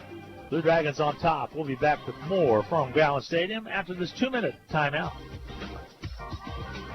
This is Carter File, president of Hutchinson Community College. The proud tradition of Blue Dragon athletics continues this fall. I encourage you to take advantage of the Blue Dragon All Sports ticket. For just $60 for adults and $40 for K through 8 students, you can enjoy over 50 athletic events at Hutchinson Community College. These are general admission tickets that include football, volleyball, men's and women's basketball, baseball, and other selected events. Get yours today at the sports arena or at area Dillon stores. Like us on Facebook, follow us on Twitter, and keep current with all Blue Dragon athletic news and events at BlueDragonSports.com. Just as the Hutchinson Blue Dragons athletics are a tradition, so is the Anchor Inn in downtown Hutchinson. Whether you plan lunch or dinner or even take out for home, the Anchor Inn is a great family restaurant that you are sure to enjoy. Order off their great menu or take advantage of the Anchor Inn's awesome buffet. You'll make a great choice either way. The Anchor Inn is also a great spot to meet up with old friends and acquaintances because everyone goes to the Anchor. That's the Anchor Inn at 128 South Main in Hutchinson, proud supporters of Hutchinson Blue Dragon athletics. Big texters, heavy data users, helicopter moms, NextTech Wireless has you covered. And right now, we have the perfect deal going on. Here it is. For a limited time, 4 lines of unlimited data cost $120. Plus, you get 2 free iPhone 11s or Galaxy S10es when you activate any 2 devices. So get on down to NextTech Wireless and check it out. Get your free smartphones and unlimited data today at NextTech Wireless. We'll keep you connected. Certain restrictions apply. See store for details. We all like to save money when and where we can, right? You can do that every day at Salt City Pawn and Jewelry. Hi, this is owner Paul Phillips inviting you to stop in and say hi to our friendly staff. And while you're here, check out over 3,000 square feet of great merchandise priced at outstanding values. We don't have to offer huge sale prices for one day only when we do that on a daily basis. Save big over retail prices on firearms, electronics, guitars and amps, name brand tools, video games, jewelry, and more. See us at 916 East 4th and Hutch, just east of 4th and Severance. We're proud to be alumni and supporters of all Blue Dragon athletics. Well, welcome back to Gowans Stadium. It's halftime and a 21-7 lead for the Blue Dragons of Hutchinson. Down on the field right now is some cheerleaders, some youngins down there, some youngsters. They had a cheerleading clinic this last week, and they are showing what they learned in that clinic with the Blue Dragon cheerleaders. By the way, NCAA score, pretty good one. Oklahoma number 6, 10. Number 11, Texas 10 at halftime. Or that's that third quarter play right now probably. So at the third quarter. It's time for the Medicine Shop in-game capsule. Brought to you by that Little White Castle at 14th and Main. It's time to get your pneumonia shots. Time to get your flu shots. Don't forget about Shingrix for shingles. Stop and talk to Rick and the gang and get that taken care of. Also, Medicare Part D just around the corner, so be sure and get in to take care of that. Here's your stats to look at. 7 offensive plays for Coffeyville, 115 yards. Hutchinson with 42 plays in the first half, dominated. Time of possession as well, 16-12 to 13-48. Hutchinson 42 plays for 283 yards. Hutch with rushing of 123 yards on 23 totes, and also 13 rushes, only 4 yards for Coffeyville. Aaron Collins with 89 yards for Hutchinson. Mark Wright with 45 yards for Hutch. Mark Wright is 13 for 19, 160 yards and 3 touchdowns, while Aubrey Williams is 10 for 14, 111 yards and 1 TD to his credit. Coffeyville rushing, Marco Lee, 6 carries, 9 yards. That's all they've been able to accomplish. One other running back, also Aubrey Williams, the quarterback, for 2 carries. No gains right there. They are throwing the football, though. 2 catches for Tyron Taylor for 64 yards. 2 catches for Isaiah Taylor for 18 yards. And how it all started, 8:47 mark of the first quarter of play. Cortez Braham with a 22-yard pass from Mark Wright. Play took 10 plays, 60 yards, 4 minutes and 24 seconds, 7-0 Hutchinson. And then 3:13 in the first quarter, Tinsley with a catch from 14 yards out from right. Sebastian Garcia's kick was good. 4 plays, 37 yards, a minute and 44 off the clock, 14-0. That's the end of the quarter. And then we go to the second quarter. Stacey Marshall with a 23-yard touchdown catch from right. Again, Sebastian Garcia's kick was good. 6 plays, 60 yards, a minute and 19, 21-0 Hutchinson. And finally, Williams to Williams for Coffeyville, 11-yard touchdown pass. Aubrey Williams again to Titan Williams for a touchdown, 21-7, and that's where we stand at halftime right now. We're going to take a quick break at halftime, come back and talk with good friend Mr. Steckline from Hutchinson Community College, talk some marketing. We'll be back with more right here on the Blue Dragon Sports Network at halftime, 21-7, Hutch with the lead. We'll be right back. Hi, Brian Bobo, General Manager at Midwest Toyota. October is here, and the savings are here as well. Like a new 2019 Toyota Camry with safety sense, with lane departure. All of that for only $21,999 after rebate. Or a new 2019 Toyota Tundra for $6,000 off MSRP. That's after a rebate. So hurry out to 1100 East 30th for our best selection. Or you could visit us online at MidwestSuperstore.com. It's football season, when the weather is warm one day and cold the next. Stay ahead of cold and flu season by drinking plenty of liquids, getting enough rest, and keeping your hands sanitized. Come see the friendly folks at Ashcraft Pharmacy, your locally owned Health Mart pharmacy, for over-the-counter medications to help alleviate symptoms. And if you need a prescription, we offer free mail-out, free delivery, or call ahead for our handy curbside service. Go Dragons! From Ashcraft Pharmacy in the Hart Shopping Center, South Hutchinson, and Health Mart, caring for you and about you. In need of a business loan? With a First, you are promised personal service and commercial lending. Whether your business is just getting started or you're ready to help and is successful, we're First for you. Find out how our loan experts can help. Visit fnbhutch.bank to get started or stop into a location nearest you. First National Bank of Hutchinson, member FDIC, equal housing lender. Hutch CC Sports on Radio is brought to you by the Sportscaster Club members. Mega Manufacturing, Sporting Chiropractic Center, Papa John's Pizza, A&A Builders, Barclay Plumbing Company, Sutton Coffin Transmission Service, Lowen Corporation, Old Office Shares, Dr. Eric Severud with Alliance Orthopedic and Sports Medicine, Todd and Cindy Miller of Homestead Senior Care, Man Wyatt and Rice Injury Lawyers, MAYB, Mid-America Portfolio Recovery Associates, Dr. Robert Epp of the Hutchinson Clinic, and the Green Vision Group of Hutchinson. Halftime at Gowans, 21-7. Blue Dragons with the lead. Now Denny Steckline joins me.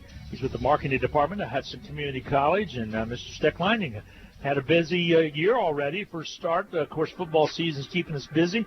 See you guys on TV a little bit. You were busy with the fair, and I understand you told me you're having an open house next weekend. We are, yeah, a lot of different things going on. We were, we've pretty much just about hit the midway point of this semester.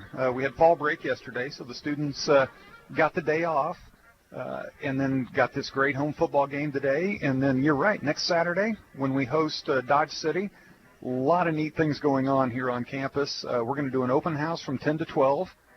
In what we call the Crimson Courtyard, which is that area behind Lockman Hall where the pond and the gardens are. Beautiful area. A lot of the areas of the college will be set up. Games, activities, free food. Just really trying to showcase everything we have to offer.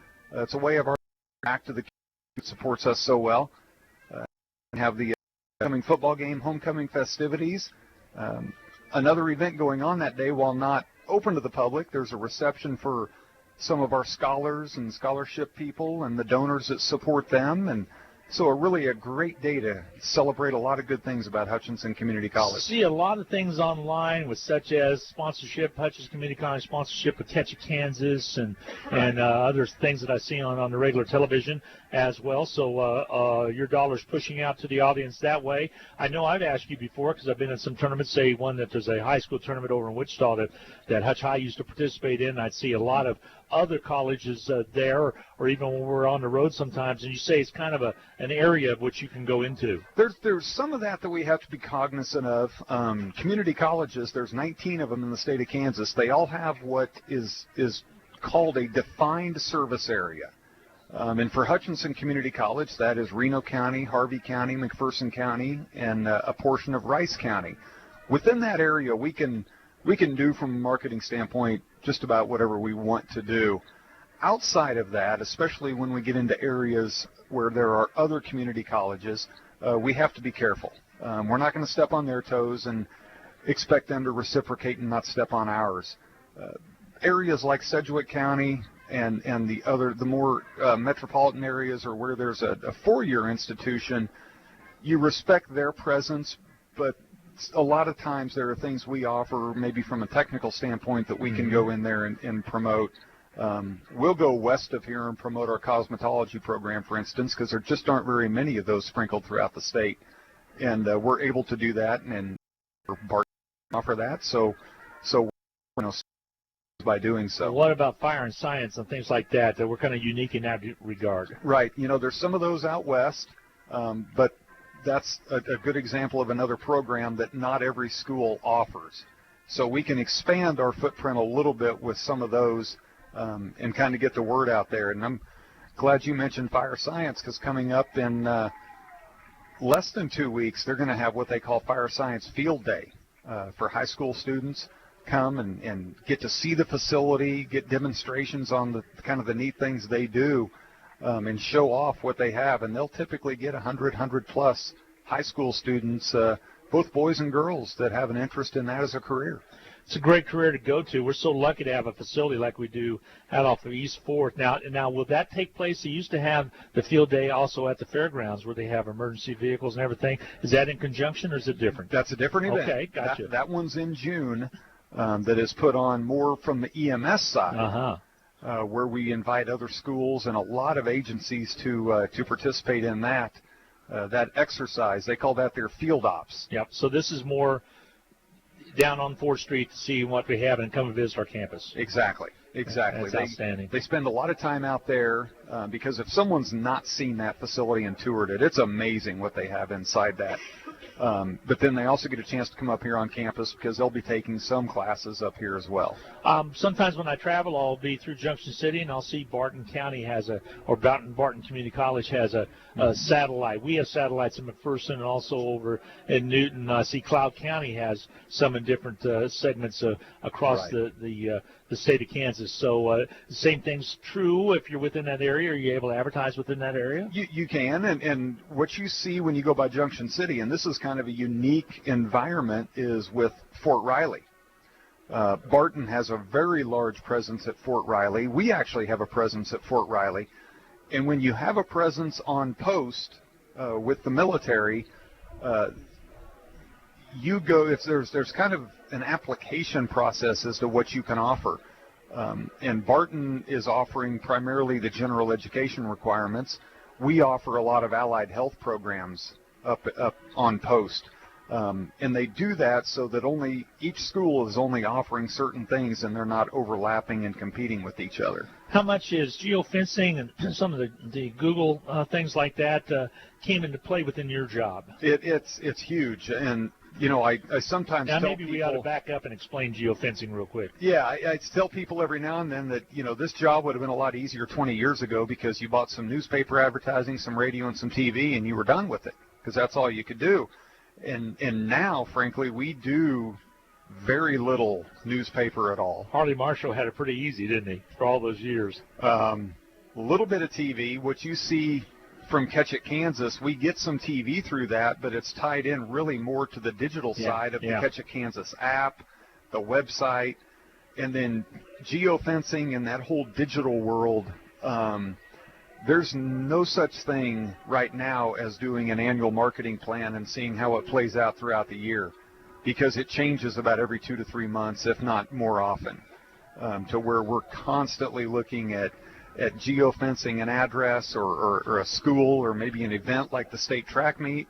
And now they've got it dialed down to where you can provide them a list of several hundred addresses and they can just target homes and other places. And what I'm referencing, if you're online, you have to be on even on Facebook. And if you went and looked at anything online that you're interested in, say on Amazon or whatever, and all of a sudden you're on another forum, all of a sudden those things start popping up, and they're catching up with you and saying, "Hey, okay, we'll show you what we have to offer." Big Brother's out there, no doubt about that. But it's made an opportunity for guys like you to target audiences. It does, and you know, with at least with the digital, you know, in the olden days when you'd run newspaper, TV, or radio, there was the old adage of, you know, half the money you spend is wasted. You just don't know what half. Yeah. You can kind of dial it down. You can dial it down, and they can show us that, you know, hey, on this digital ad we served, there were this many people who clicked on your link. There were this many people who took this next step. And I'll tell you, I'll make it a little bit even spookier for you. We did one, I mentioned the state track meet. We did a targeted campaign a couple of years ago at the state track meet, and they were able to come back to us and say, within 30 days of that event, this many people set foot on your campus. Wow. Who were there. Now, that could have been an employee who had a child or a relative participating, or it could have been someone who goes, let's go visit. Yep. That type of analytics wasn't available. It's pretty effective. Yeah. It's pretty effective. I also look, 2 weeks ago, we had the big Butler game here. Yeah. On our own Blue Dragon Sports Network on YouTube, over 6,100 views within about 3 days after that game. Right. And that tells you that the presence is being put out here. Of course, a lot of interest in that game, no doubt. Absolutely. But Butler had their own streaming as well for that game, so that was specific to Hutchinson. That's right. You know, when they're hearing about Hutchinson Community College, they're seeing, you know, a great crowd at Gowans Stadium. So it makes a big difference. I know. It does. Just even this game right now, we're being streamed on Hutch Post as well because I'm connected with Hutch Post. We put it as a feature, and we take the embed of the Blue Dragon Sports Network, which is connected with the college. It's the video department, and it's a nice marriage that we had. It works really well with us, our audio, and their video, and then putting it on, and lots of people go back and look at that later, and that helps the college, it helps everybody involved. It does, including Eagle. And it ties it back to the students as well, because when you look at who's running the cameras and who's running the monitor and the control boards, it's students who are not only, you know, providing something for our guests and viewers, but they're learning something that they're going to be able to take from here. A lot of people don't know you're also involved on the Salt City board as well. Have influence regarding the program and some of the things. We're together on that board, and a lot of behind-the-scenes things that take place to make things happen here at Hutchinson Community College. It just doesn't happen. It just doesn't happen. But, yeah, that's right. You know, and I think we would both agree about the Salt City Bowl is it would not break our hearts if Hutchinson wasn't playing in it. It would not break our hearts. We'd still have to do it. But it would not break our hearts if Hutch wasn't here. We'd get to do it after hopefully making a road trip down to Pittsburgh. That would be nice. That would be very nice. So you get to travel much within your occupation. I noticed on Facebook you were on the road last week. I was, and that wasn't a big trip, but I had a chance to go to Manhattan for a little conference. You know, and you make it out to Hayes once in a while. I do. Got a son out at Hayes. My wife and oldest son are in Hayes right now. They're playing their alumni baseball game, so he's right around homecoming's going on this weekend. Homecoming out there, but you know, I went to school here at Hutch and then went on to K-State. So, two places very dear to me are this campus and then going up to Manhattan and looking up at Rusty Hills, who's rolling his eyes. Well, both facilities I'm impressed with now. I see where Nebraska's announced a big expansion. K-State announced a big expansion earlier on within their football complex. KU has a big expansion going on. All these big four-year schools trying to get those students that we have after they've been here for 2 years. Absolutely. Because that's the cheapest education that you can get right here at Hutchinson Community College. And that's an interesting evolution is a lot of those really, they would love to have them years, but they're recognizing that with the cost of higher education, the values that community colleges bring to the equation, they know, it's great if we can get a kid here for 4 years, but the reality of it is they're going to go to a community college for 1 or 2 years, get a lot of the things out of the way, save a lot of money, and then hopefully... You're really not competing against them. It's a support mechanism. That they might consider that a little bit of there's only so much educational money to go around, so maybe a little bit, but at the same time, they work really well with the community colleges. That's what community colleges was formed to do. Absolutely, and you know, my office is in Lockman Hall, and there's rarely a day I don't walk out, and there's a table set up with, you know, whether it's K-State, Wichita State, we had Concordia Nebraska was set up the other day, and Kansas Wesleyan, Southwestern, they all spend a lot of time here. All right, we're just about out of time. One more plug for open house next week. Next week, Saturday the 19th, 10 a.m. to 12 noon in the Crimson Courtyard, so right behind Lockman Hall. Come and enjoy some festivities before you make your way right over here to Gowans Stadium for the football game. All right, Denny, always good to talk to you. Thank you. My test came out okay. I just want to let you know that, all right? And she left me a little note on something the other day. I appreciate it very much. Glad to hear. We're going to take a quick timeout, a 30-second timeout coming your way. We'll be back. Get set for the second half of play.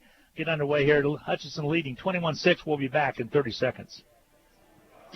Hi, this is Rob, and I want to tell you about one of my favorite places in Kansas to get a melt-in-your-mouth cheeseburger. It's RV Drive-In, where they've been serving up fresh food, not fast food, since 1948. They're famous for their burgers, but you can also try their homemade pork tenderloin sandwich, patty melts, BLTs, and so much more. Tuesday, Thursday evenings, Friday, and Saturday, they make their homemade onion rings that are the best I've ever eaten. RV Drive-In, Kansas' oldest drive-in at 201 East Avenue A and online at rvdrivein.com. Go Blue Dragons!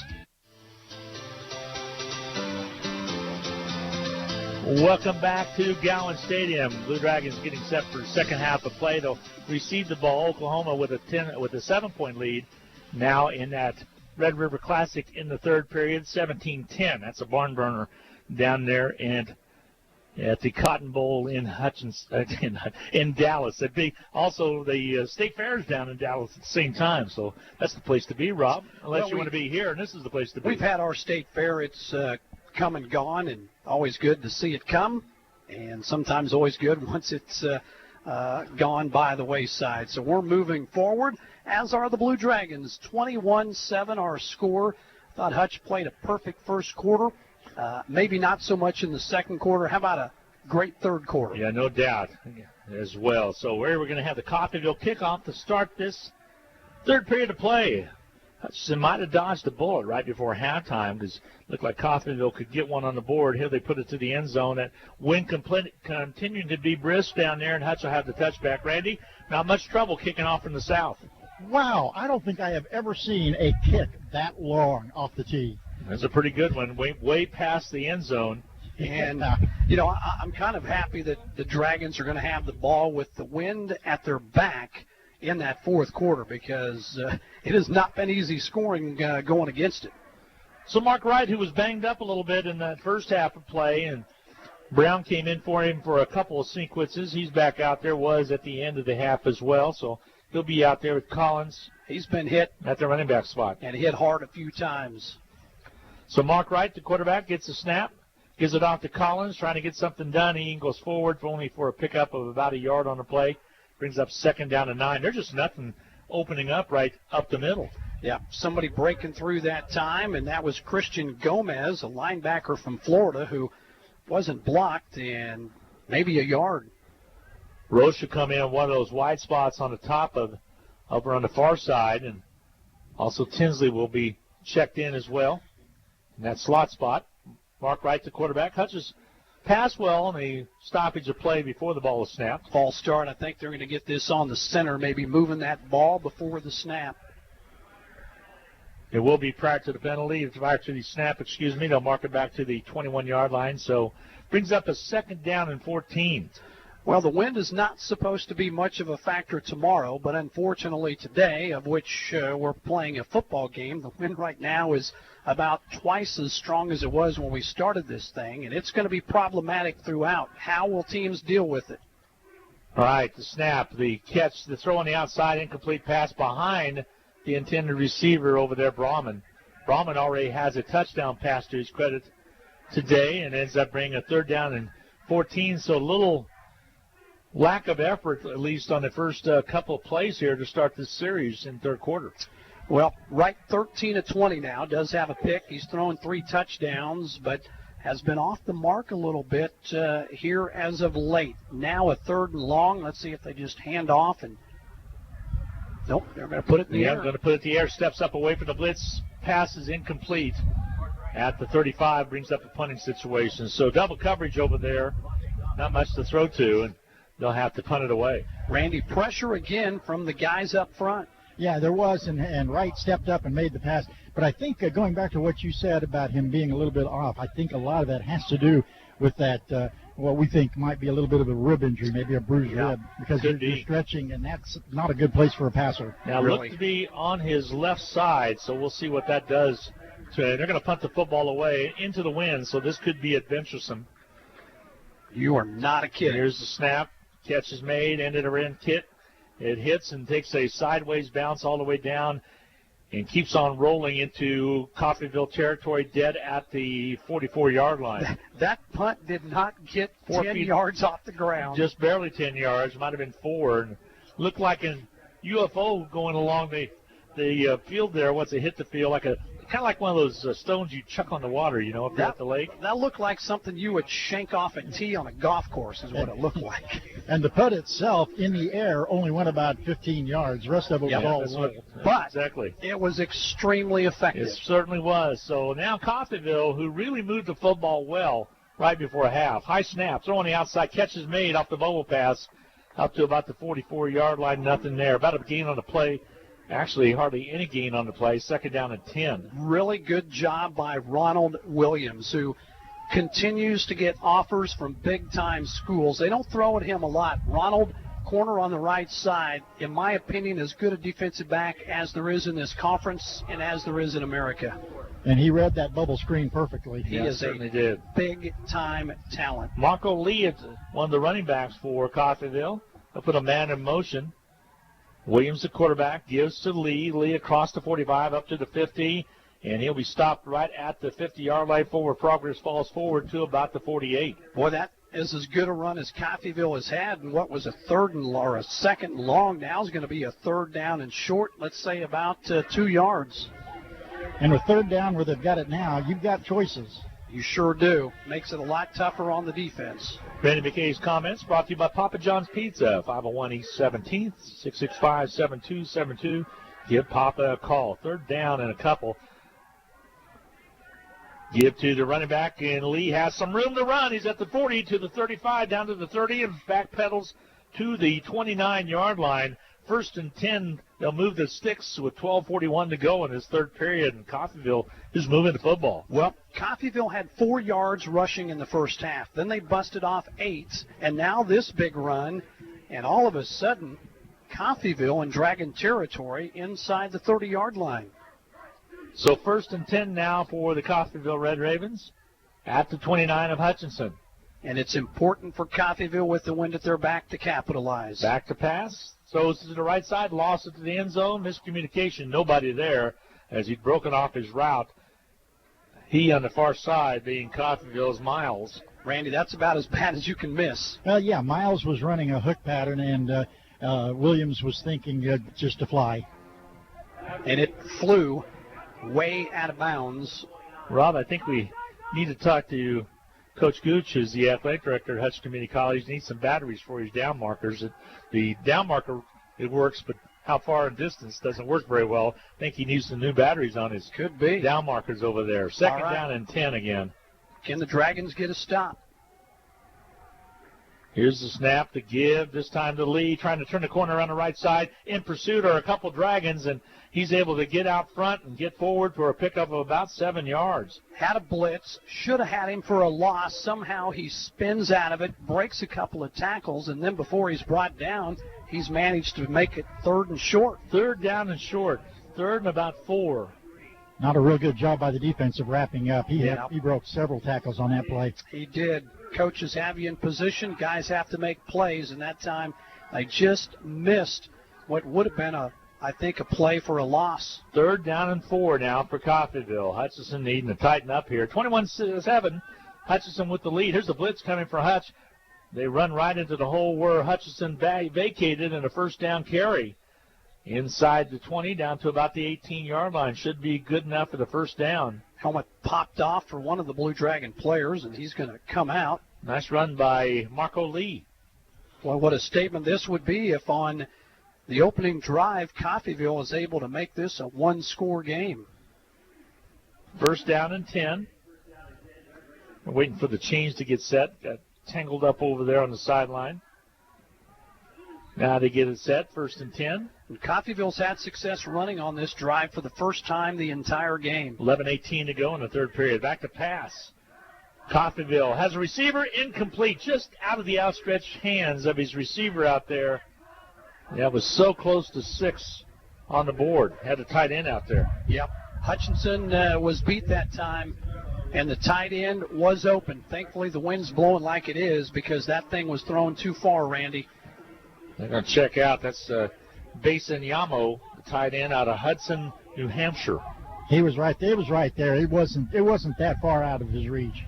Just off his fingertips. So incomplete pass brings up a 2nd down and 10.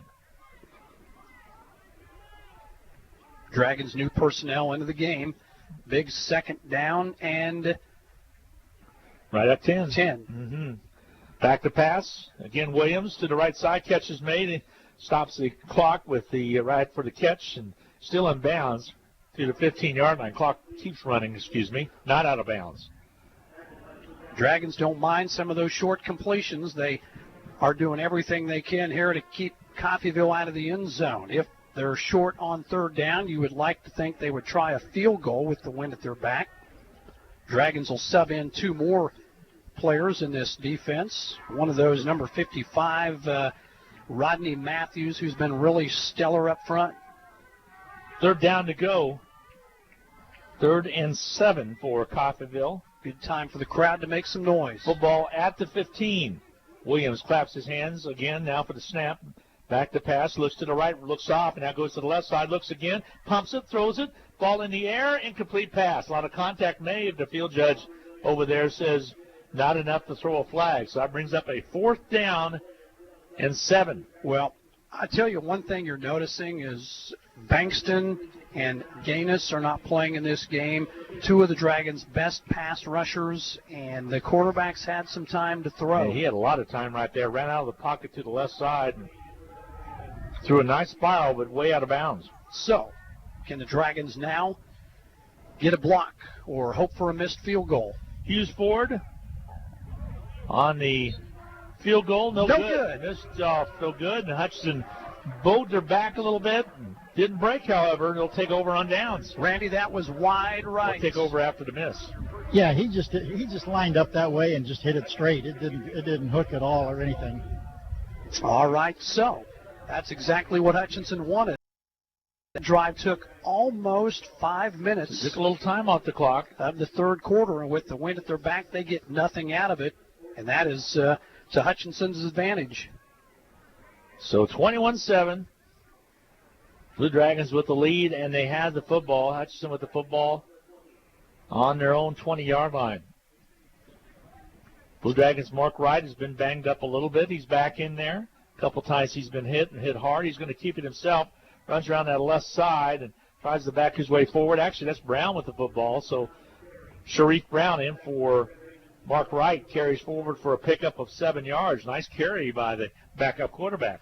Sure did. And Brown has had some opportunities. Sharif Brown has appeared in 4 games. 6'2", 223, a freshman out of Stockbridge, Georgia. But the first touchdown pass he throws would be in this game if he could throw one. He has yet to throw a touchdown. Hadn't been getting a lot of snaps early on, kind of split the duties, but Mark Wright established himself as the quarterback of choice. Here's the keeper by Brown. He's got some good running skills, but gets only about a yard on the play, maybe a yard and a half. It'll bring up 3rd down and short. And that is at least a situation for Hutchinson where they have a manageable 3rd down with the backup quarterback in the game. We don't know if Wright is hurt or if they're just giving this young man some opportunities in a game where Wright has been banged up a little bit. Wright was a 10-2 when he did get hit earlier, and we'll check the sidelines. They're going to keep Brown in there. Clock down to 15 as they bring in another offensive lineman. Looks like they will go with 6 big boys across the front and go into a running formation. So Brown, the quarterback, Sharif Brown, keeps it himself, rolls to the left side, and they snip it out quickly. And no gain on the play. Matter of fact, even maybe a loss on the play. It's going to bring up 4th down. Yeah, that I'm just telling you, Hutchinson is having you got to get outside. Struggles running the football, and the punting unit comes on. back to the original line of scrimmage. It'll be 4th down and about 3. And again, Newquest is going to be called upon to punt this football away. So Hutchinson's drive stalled at 4th down and 3 now. Ball right at the 28-yard line. Hutchinson on 28. Let's see what kind of punt we can get away. Good Newquist snap. To the side, and he'll punt it away straight away. Kind of dies up in the air. Takes a Hutchinson bounce, though, at the 40, and it'll die at the Coffeyville 42-yard line. Actually, it'll be inside the 40. Inside the 40, okay, down to the 38, excuse me. So, Dragons will trot the defense out there. They got a stop last time because of a missed field goal that went wide right. But offensively, guys, in that first quarter, Hutchinson looked like, every time they touched the ball, they were going to score. And since then, it has been a struggle to score. So they will get set. And the quarterback will be Williams. And the quarterback right on the bench, not with the offensive unit. Not sure he's going to return the rest of this game. Back to pass is Williams to the left side, out of bounds, incomplete pass. Dragons in a zone defense that time, had a safety over the top. Linebackers floating in the middle, and that ball just sailed on the quarterback, who he's been very accurate. Williams has thrown for a touchdown, 113 yards through the air. So 2nd down and 10 now. After the incompletion to Tito Williams was the target. Williams to Williams again, trying to make that connection. Hutch 292 yards of offense. Coffeyville 156 yards. Neither team really penalized a lot. Snap to Aubrey Williams. Steps up, flag on the play. Steps out of the pocket at the 40. Up to the 45 to the 50. Slides to a stop. And let's see, this one comes back or not. This will be coming back. You can always tell when one of the big fellas up front does not move downfield with the rest of his teammates. He's staying there because he knows that he probably held, and this would be a big penalty, as I just talked about, neither team having a ton of them. Personal foul is going to be the call. It's going to go against Hutchinson. That's a huge one. It's not coming back. So it'll carry with it an automatic 1st down. Well, that's big. 5th penalty for Hutchinson, Randy, and that puts him in good shape. Yeah, I kind of wondered for sure if it was going to be against Hutch or not, because one of the Coffeyville players was running around trying to pick up his helmet, so it may have been thrown off. Obviously, those hands to the face there, the culprit.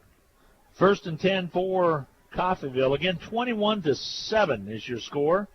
Hutchinson with the lead, 7:35 to go in this 3rd period of play. Hutch led 21-7 at halftime, so no score by either team in this 2nd half of play. Williams steps back, 3-step back, throws the ball off his back foot, however, incomplete. Ends up being an incomplete pass. We'll bring up a 2nd down and 10 again. Well, pressure by Hutchinson, and there was nobody in the vicinity of that pass. What the officials, I think, right now are huddled up saying, should this be intentional grounding? And there it is. There it is. Flag flies. I was thinking the same thing because the quarterback was in the pocket, threw the ball. There was not a receiver in the same zip code. Well, the receiver actually had started going downfield and was actually blocking on one of the Blue Dragon defenders, and that's why he was not in the play. All right, you'll lose it down as well. That's right. And steps it off. 7:22 to go in his 3rd period of play. So Hutchinson with a huge penalty prior to this penalty, back-to-back penalties that have hurt both teams, but now Hutchinson's defense looking at a 2nd down and 21 situation. Ball on the 46, the Hutchinson 46. Got to go all the way to the 25 for the 1st and 10. So big 2nd down here. They'll send a man in motion, couple steps to his right. Here's a snap to Williams, the give off, and stopped in the backfield in his tracks. The running back, Fahamutu, and he stopped for a loss on the play of a couple yards. That's a great job by the Dragon defense there as they got penetration and a tackle in the backfield. Nico Cooper on the play for the Blue Dragons. Made a really good play, freshman from Tennessee. A couple new players sub in for the Dragon defense as they're expecting pass here. Fahamutu couldn't even get out of his tracks right there. Somebody was right on the top of him quickly. So a 2nd and 23, you don't want a silly penalty here. Get back to pass. Across the middle. Catch is made right at the 35. So it's going to be still a 4th down call. Right. 4th down at about 10. What it does is give Coffeyville the opportunity to attempt the field goal if they want, or they're at a place on the field where they can just say, we're going to go for it on 4th down. You're looking at 6:15 remaining to go in this quarter, and that's the last quarter they'll have that wind to their back. Yeah. This is a situation. If you punt the ball, it's maybe going to come back out to the 20 if you don't get it just right. So not a bad play right here, 4th down and 10. Yeah, Dragons have to tighten up defense now on this play. See if they pin their ears back and come or not. And they will, close to a hold. Throw is made, catch is not there, in and out of the hands of the intended receiver down at the 10. And it would have been a TD if he would have caught it. Yeah, Ronald Williams was beaten. Luckily for the Blue Dragons, that was in and out because that would have been a touchdown. Isaiah Taylor, the intended receiver, so just barely missed. Hutch will take over on downs at the 35. So with 5:22 to go in this quarter, it'll be the Blue Dragons football. Sometimes it's better to be lucky, guys, and we will take that because that was a perfectly thrown ball. Now, it's not an easy catch the way the wind is blowing down there, but it hit the receiver in the hands. All right, it'll be Blue Dragon football. 1st and 10. Give off. Safe play by Mark Wright, who's back in there at quarterback now as he hands the ball off. Pick up about a yard on the play, so 2nd down and 9. I was trying to look and see if that was 2 or 3, and it is 3, right? Yep. As crossing the backfield with him. So 2nd down and 9. The Dragon offense has had some trouble their last 4 or 5 possessions. You didn't expect to see Wright back out there. Here's the throw. Catch is made on the outside. Good catch by Roach at the 40. That's where his forward progress will be. So pick up a 4 to 4.5 yards. His 5th catch of the game. He's close to 50 yards in receptions now, and he's been a guy that Wright has gone to. Yeah, usually it's Tinsley, but to this game at least, it's been Roach. And sometimes they'll take away your best receiver, double up on that side. Roach has had single coverage. Dragons will spread it, though, this time. Back to pass to the right side. Catch is made short of the 50, right at the 47-yard line by Petway. Petway on the catch. Smooths the chains, 1st and 10. Good safe route, Randy McKay, and you did what you got to do. You get a 1st down. Yeah, and that's what they're doing right now is just trying to be safe. Don't make any mistakes on the way. One of Hutchinson receivers, Kareem Brown, was suspended from last week's game. He has been hurt a lot as well. Early on, he was a favorite receiver, but not the case now. Give straight up the middle. Big opener by Cross all the way to the 25, to the 20, down to the 15, to the 10, inside the 10-yard line. They finally catch up with him, and a touchdown-saving tackle by Dawson, the defensive back for Coffeyville. Cross was off to the races. The best run for the Dragons on the day as they bust one up the middle, and the Dragons are in business inside the Coffeyville 10. So if I remember right, back in the first half, in the 2nd quarter, Collins? Yeah, Collins had a big run, too. Yep. But none by Cross is good. As big as this one. Now Brown's back in there now, quarterback. He's got Evans on his right hip and another running back on his left hip. He'll keep it himself and rolls inside the 5 all the way to about the 4-yard line.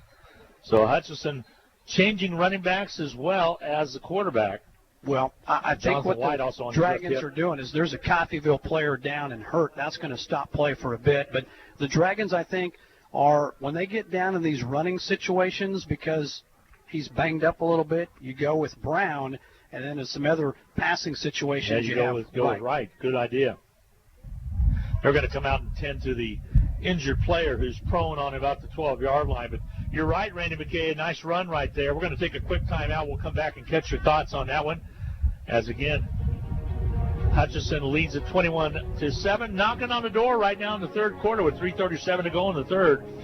Rob, Randy, and I'll be back right after this on the Blue Dragon Sports Network. The Hutch Medicine Shop and the Hutch Blue Dragons have a lot in common. In addition to our logos both being blue, all 3 pharmacists at the Medicine Shop graduated from HCC. Rick Stone in 1984, Brent Bellman in 2001, and Lacey Stone in 2007. In fact, the Medicine Shop has employed over a dozen HCC students over the past 15 years who are now Kansas pharmacists. The Medicine Shop and the Blue Dragons working together as one team. Welcome back to Gowans Stadium. Glenn Grunwald along with Rob Dreher, Randy McKay on the sidelines, courtesy of Papa John's Pizza. Coming up now here, a 2nd down and 4 situation, 2nd down and goal from the 4. Brown still in at quarterback, and if you're somehow able to get a touchdown here, awesome. Even a field goal, though, puts you up 3 scores. All right, here's Brown, quarterback, the snap. Give up the middle. Brown trying to keep it himself to get it inside, and he's going to be stopped, stood up at about the 2-yard line. He's going in. He's going in. Oh, he does. They pushed him in. Did they give him the TD? Yes, they do. From 4 yards out, Brown, I had him stopped at the 2, and he kept churning his feet, and they were able to give it to him. And the whole offensive backfield was shoving him through. They didn't ever blow the whistle, and that is something you can do. And the Dragons have their 4th touchdown of the football game. The rule on that, as long as you're moving forward, you're not supposed to come from behind and have to help, but as long as you're moving forward, they're going to keep letting you try to attempt. And right now it is 27-7. That's a big touchdown right there. Brown taking it in on his own for 4 yards out. Here's the hold. The kick is on its way. It is up, and it is true from Sebastian Garcia. And Hutchinson with the lead now at 28-7. A little breathing room here in the 3rd period. 3:20 to go in the 3rd. We'll be back with more on the Blue Dragon Sports Network right after this timeout. Big texters, heavy data users, helicopter moms, Nextech Wireless has you covered. And right now, we have the perfect deal going on. Here it is. For a limited time, 4 lines of unlimited data cost $120. Plus, you get 2 free iPhone 11s or Galaxy S10es when you activate any 2 devices. So get on down to Nextech Wireless and check it out. Get your free smartphones and unlimited data today at Nextech Wireless. We'll keep you connected. Certain restrictions apply. See store for details. We're getting way too much. Hi, everybody. Welcome back. 3:20 to go. Again, we're in the 3rd period of play. 28-7. Impressive drive right there on the touchdown. Cross set it up with the long run all the way down to the 5. Well, and now you're going to have another pooch kick here as the football drops off of the tee, and they'll probably have somebody. Well, I think he gets one more opportunity before you have to have somebody come up and hold it. But last time the Dragons had one of these, they almost got the football. Iowa Central with an 18-0 lead over Don City, 2nd quarter of action. And here's the pooch, and see who has the football. Boy, Coffeyville got it, but that is not and a fun. Flag on the field, so let's see what the call is going to be. Logan here. Clark, if he called for a fair catch and the Dragons hit him, that's going to be interference against the kicking team, and I have a suspicion that's what it could be. So we'll check it out real quick as the Coffeyville team huddles up on the far side. Kicking team interference, you're correct, Rob. Yeah, you got to allow the guy to catch that football, and if he waves for the fair catch. And he waved clearly, so that'll march it off against and that the gives Blue Dragons. You have good field position. At the 49, but Hutchinson with the 3-touchdown lead, 28-7. Another score, 10-0 Iowa Western on top of Independence. Here a man in motion for Coffeyville. The turn to give it straight up the middle, run and get play across the 50 down to about the 45-yard line. A little bit of a surprise, as I thought they would air it out as well, but they decided to run the football. Carrying it forward right there was Ogbonna. I'll check that. Ronald Williams made the tackle for the Dragons. Sean Bryan, running back out of Fort Lauderdale, Florida. New fresh legs in there for Coffeyville. 2nd down and 4. Reset the game clock. Down to 2:46 to go here in the 3rd quarter. Hutch up 28-7. All right, now we get set. Williams, the quarterback. 2nd down and 4. Important possession for Coffeyville. They'll throw it on the right side. Intercepted at the 40. It's picked off. And takes it all the way to the 50. So the pick out there, again by the Blue Dragons, is coming up with that.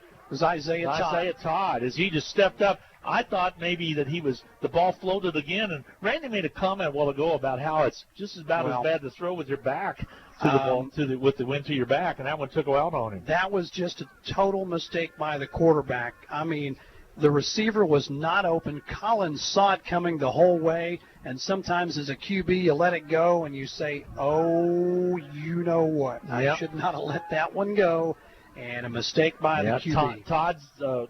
Isaiah Todd just stepped up there and stepped right into it. Hutch has the ball now at the 50. Second turnover against Coffeyville. Can Hutch make them pay?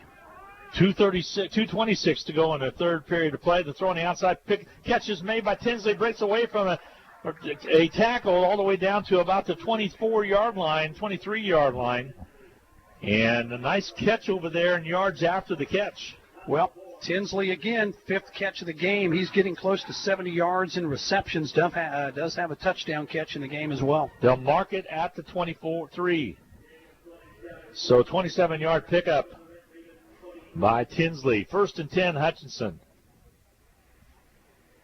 Brown, the quarterback, Sharif Brown. Getting some valuable minutes here. He's been in and out of there after Brown took a couple licks on his ribs, and he's been back in. He's been back in there, but Brown, the quarterback right now, Sharif Brown. Blitz. The give up to Collins, finds an opening, and it closes quickly down to about the 20. Boy, hole was there, and it closed up quickly. He got out of his tracks, and all of a sudden it's to the 21. 2nd down, and we'll call it 8. 2nd down and 8. So Hutchinson on the drive. That was Collins' 11th carry. He's got 90 yards rushing, by far his best day. Looked like he's just going to break loose with some high stepping, and he's even working that a little bit. He's still in there at that running back spot. And he said, keep feeding me the ball. I feel it. Sometimes a running back knows. Brown, back to pass, wants to throw the football, has a receiver, catch is made. Should have the 1st down if they mark it properly. And it looks to me like it's going to be right at about the 13-yard line. It's going to be short, however, where they marked it. They actually marked it at about the 14-yard line, gain of 6, 3rd down and 2. Yeah, this is a place where Hutchinson's got 2 downs to get the 1st down if they want. Again, they trying to run the football straight up the middle. Collins on the carry. He looks like he's about to get free, and then all of a sudden it closes on him a little bit. But a 1st down for the Blue Dragons, and they can actually get a 1st down at about the 2. On the 12, 1st down and 10. Hutchinson leads 28-7. This could be the final play of the first quarter if Hutchinson runs the football. Yeah, that's it. Down to 20 seconds here. Again, Brown, he's going to look over there. The play clock is at 11. I think you're right. I think you're right. I think they're going to go the other way. There he snaps it. They give up the middle, fighting for yardage across the 10. Pick up of a couple. That'll be the last play of the quarter. So we'll get a break in as well. Hutchinson leading it 28-7 over the Coffeyville Red Ravens. Quarter comes to an end. We'll be back with more right after this. It's time to finish your taxes. Whether we filed your extension or not, bring your tax information to H&R Block and let our tax professionals ensure you get every deduction and credit you deserve. The tax filing deadline is October the 15th, and the office at 29 West 2nd, downtown Hutchinson, is open Monday through Friday from 10 till 5. Don't wait to file your tax return and risk penalties for missing the deadline. Walk in or call 662-5321 to schedule your appointment today. Swimming pool season is coming to an end, and that makes us sad at Pools Plus. To keep the party going, we have extended the sale on all outdoor furniture. Take advantage of the huge savings on all the fun, bright-colored chairs, tables, and benches. Strong enough to withstand the Kansas weather and pretty enough to add some extra pop in your outdoor decor. Come see what Pools Plus has to offer. Shop local, shop Pools Plus, 21 East 1st in downtown Hutchinson. Call us at Pools Plus. Well, we go to the fourth quarter of play. Again, game stats come in, and Aaron Collins after 3 quarters with 12 carries, 94 yards. And that's by far one of his better ball games. Kendall Cross right behind him with 48 yards. And Hutchinson with 399 total yards on 59 plays. Rob, a good look at those stats through 3 periods of play. Well, Dragons hoping here to put this one out of reach, because a touchdown at this point would possibly do that. Just at the start of the 4th quarter, Hutchinson with a wind at their back. Brown, the quarterback, he came in relief of Wright. Wright's been back in there, though, but this time Brown. He gives it to Collins. He breaks it all the way down to about the 3-yard line. And see where he is going to be just shy of a first down by about a yard. Shy of 100 yards by about a yard as well. 3rd down and 1. I think they're going to keep feeding Collins. Be surprised if he doesn't get it here. Give to Collins, trying to bang his way in, and stepped up at the 3rd. He will not get anywhere. I think forward progress is going to be a first down, Glenn. Okay. I think. It was 3rd down and 1. I think you're correct. And a big player down for Coffeyville. Coffeyville player injured right at the goal line. And they'll try to send the medical staff out. He's having a hard time getting up. He rolls over and gets to his knees. And wants to get up. Yep, sure does. They're going to come out and take a look at him. And while he does that, we'll get a break in. We'll be right back with more coming your way. Again, it's 28-7. Hutchinson knocking on the door with 1st and goal. We'll be back right after this on the Blue Dragon Sports Network. Hutch CC Sports on Radio is brought to you by the Sportscaster Club members. Mega Manufacturing, Fording Chiropractic Center, Papa John's Pizza, A&A Builders, Barclay Plumbing Company, Sutton Coppin Transmission Service, Lowen Corporation, Old Office Shares, Dr. Eric Severud with Alliance Orthopedic and Sports Medicine, Todd and Cindy Miller of Homestead Senior Care, Man Wyatt and Rice Injury Lawyers, MAYB, Mid-America Youth Basketball, Portfolio Recovery Associates, Dr. Robert Epp of the Hutchinson Clinic, and the Green Vision Group of Hutchinson. Matty Key was the one that was banged up down there for Coffeyville. Big young man. He is 6'3", 315 out of Sanford, Florida. Yeah, and I'll tell you, he was in a lot of pain as they're going to get walk him off under his own power, however. To the sideline. First down, Dragons at the 2-yard line. Look promising from here. Take care of the football and see if you can expand this lead. One thing I've noticed about Collins on the last few runs is how he was keeping his legs churning even as he was going down to the ground. Looks like he's running with some confidence. Yeah, just 1 yard short of the 100-yard mark for his career here. Ryan Rhodes has told me that he thinks he can play on Sundays. And yep, he said that before in the press conference that we have every Monday at 1 o'clock at the arena. And captain comes back. Ball rolled away. Now they mark it back out about the 2-yard line. So 1st and goal from the 2 from Hutchinson. Evans on his left hip. Collins on his right. Brown's the quarterback. Gets the snap. Gives it to Collins again. He bursts his way across and still on his feet trying to get something to happen into the end zone. And just what you talked about, Rob, churning those feet, keeping it going from 2 yards out when it looked like it was going to be stopped, took it into the end zone. I tell you, number 73, Demarius Warren, he shot off the line like a missile running back to the Dragon bench. Nobody more happy than one of the big fellas up front who just planted somebody in front of him. Saying, I made that happen. Yep. And as in the case in the last touchdown by the Blue Dragons, he got a little help from the backside pushing him in. Yes, 34-0. Hutchinson with the lead. The point after coming your way. We're looking at the 14-14 mark of this 4th quarter. Here's the kick. It's up and on its way by Seabass, and the kick is good. Sebastian Garcia with the point after, and it's 35-7. All Hutchinson. We'll take a break. We'll be back for the kickoff coming your way from, again, the Blue Dragons on the Blue Dragons Sports Network. This is Carter File, president of Hutchinson Community College. The proud tradition of Blue Dragon athletics continues this fall. I encourage you to take advantage of the Blue Dragon All Sports ticket. For just $60 for adults and $40 for K through 8 students, you can enjoy over 50 athletic events at Hutchinson Community College. These are general admission tickets that include football, volleyball, men's and women's basketball, baseball, and other selected events. Get yours today at the Sports Arena or at area Dillon stores. Like us on Facebook, follow us on Twitter, and keep current with all Blue Dragon athletic news and events at BlueDragonSports.com. Well, the Blue Dragon kickoff coming your way. Sebastian Garcia will tow the football. Every one of these went to the end zone, like Randy indicated. One of the longer kickoffs he saw last time that the Coffeyville kicker kicked off. Let's see where Seabass puts it. Having a hard time. Yeah, they're going to have to have a holder.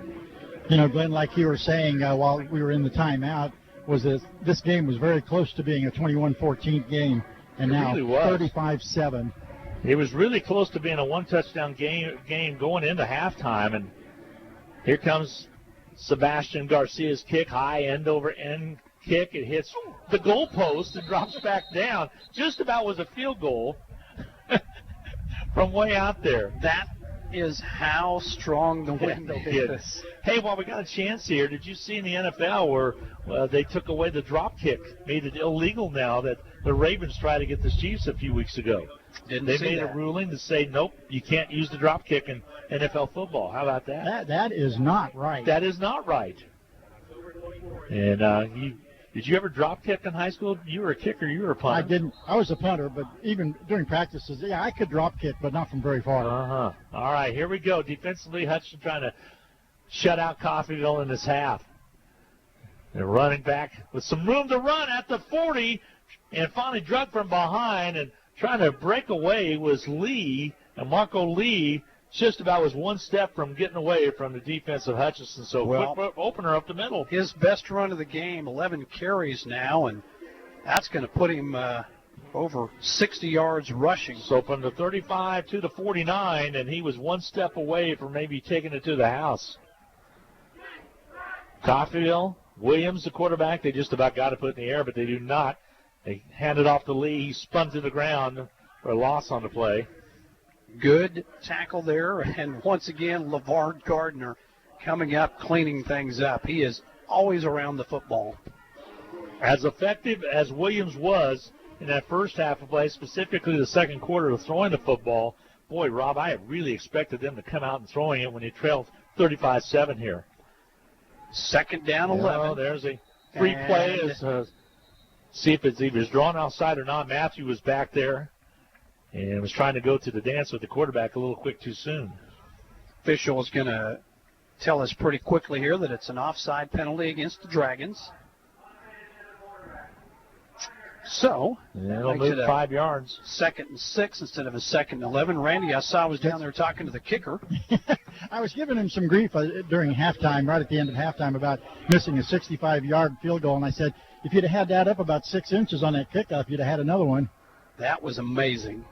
All right, here we go to hand off to Lee. Lee around the left side is going to be brought down after a gain of only about a yard and a half on the play.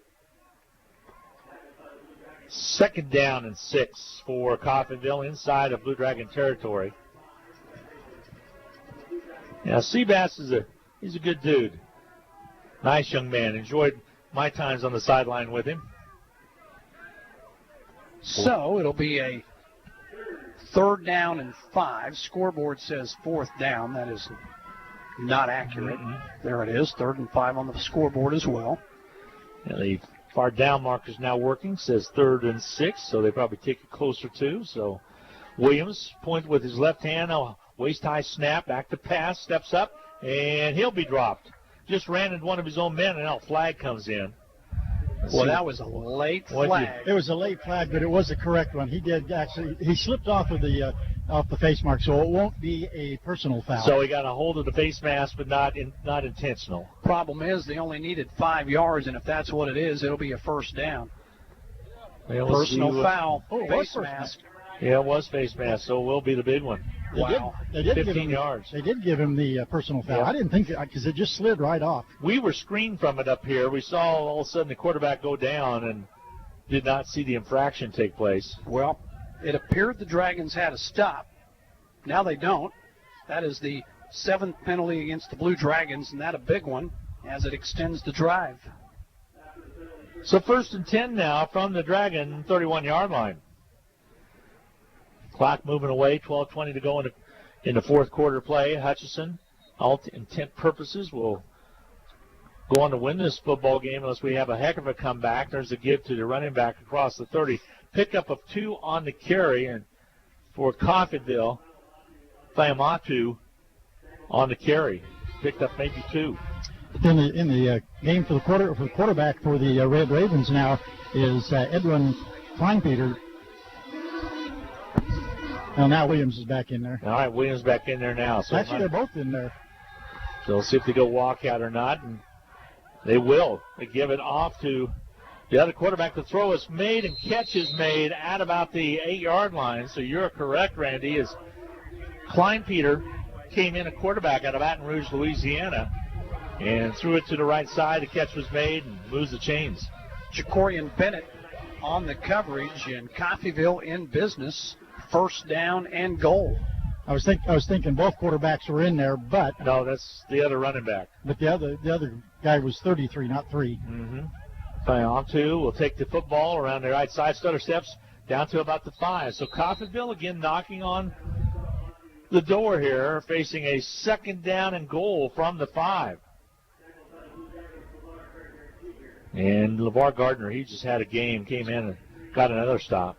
LeVar has been all over the field as Nico Cooper will check in along that defensive line now to try to get a stop. We're inside 11 minutes here to go in the fourth quarter. Nico out of Memphis. Turn and keep this time, and it's going to be upended as Peter could not get going anywhere, and it's back to the 10-yard line. So Zaire Oliver made a really good tackle, number 37. They'll mark it actually at the 8. Third down and goal from the 8. Big third down here in Coffeyville. And no doubt, Glenn, they're in 2-down territory. Yeah, they sure are. They trail it big. 35-7 Hutchinson. Back to pass. They'll step up. And it's going to be loose. It's going to be a busted play. And coming up with the football will be the Blue Dragons. I think that might be a fumble. They'll take it to the 15, and Hutchinson will have the football. It just slipped out of his hands. Came out, and LeVar Gardner picked it up, Randy. Yeah, he got hit just as he was bringing his arm up. So the arm was not going forward. It is a fumble, and then Gardner picking up that fumble, taking it back to the 16-yard line. Randy McCann, the sideline, brought to you by Papa John's Pizza, trying to eat the microphone. The Blue Dragons get the football back. I told you coming in that Coffeyville had the tendency to turn over the football. Mm-hmm. They had a league-high 8 lost fumbles. They've had 2 of them in this game, plus an interception. That makes 11 on the season. They like gifting the football, and Hutchinson very happy to have it. Papa John's Pizza, our sponsor for Randy McKay on the sidelines this season. Glad to have Randy on the sidelines. Got a couple new board ops as well. Brandon Garcia. A lot for Stuart Haddad as well at the station today. Give up the middle, little or no gain. Brown's still out there at quarterback. Now Wright got back in there for a couple of downs, but now it's been mostly Brown for this quarter of play. And I did talk to Wright. I asked him about his ribs. He said they're a little bit sore, but he said he's okay. Yep. Sure. You got to be safe. You got a big lead, 35-7. No need to put him in. No doubt about that. All right, they'll move a man over in the slot on the near side here. Twins on the left, lone wide receiver up top, back to pass is Brown. Let's see what he can do. Dances a little bit, decides to tuck it away and run with the football. That gets across the 25 up to the 27-yard line, gets the first down. So he scrambles. He had all day to throw the football, couldn't get an open receiver, and he finally said, forget this, I'm going to take off and run with it, and he gets the first down. I refer to as happy feet. Kind of Williams does the same thing for Coffeyville. Kind of starts to dance a little bit and realizes, hey, I got to go catch the train, and takes off. And first down and 10 it will be for Hutchinson as we're inside of 9:08. By the time it's snapped, it'll be under 9 to go in this ball game. 35-7, Hutchinson with the lead. Hutch will keep it on the ground. Chew that clock. Again, this is Cross on the carry. Picks up 3 or 4 hard-earned yards.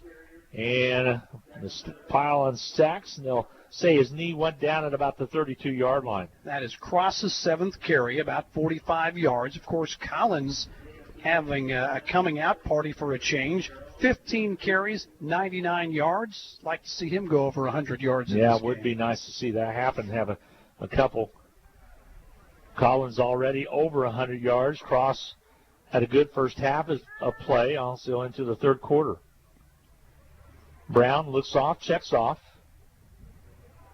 Gets the signal from Greg Cross, the quarterback coach, to turn to give the cross on the right side, across the 40 up to about the 43. Check that up to about the 37-yard line. Excuse me, wrong down marker.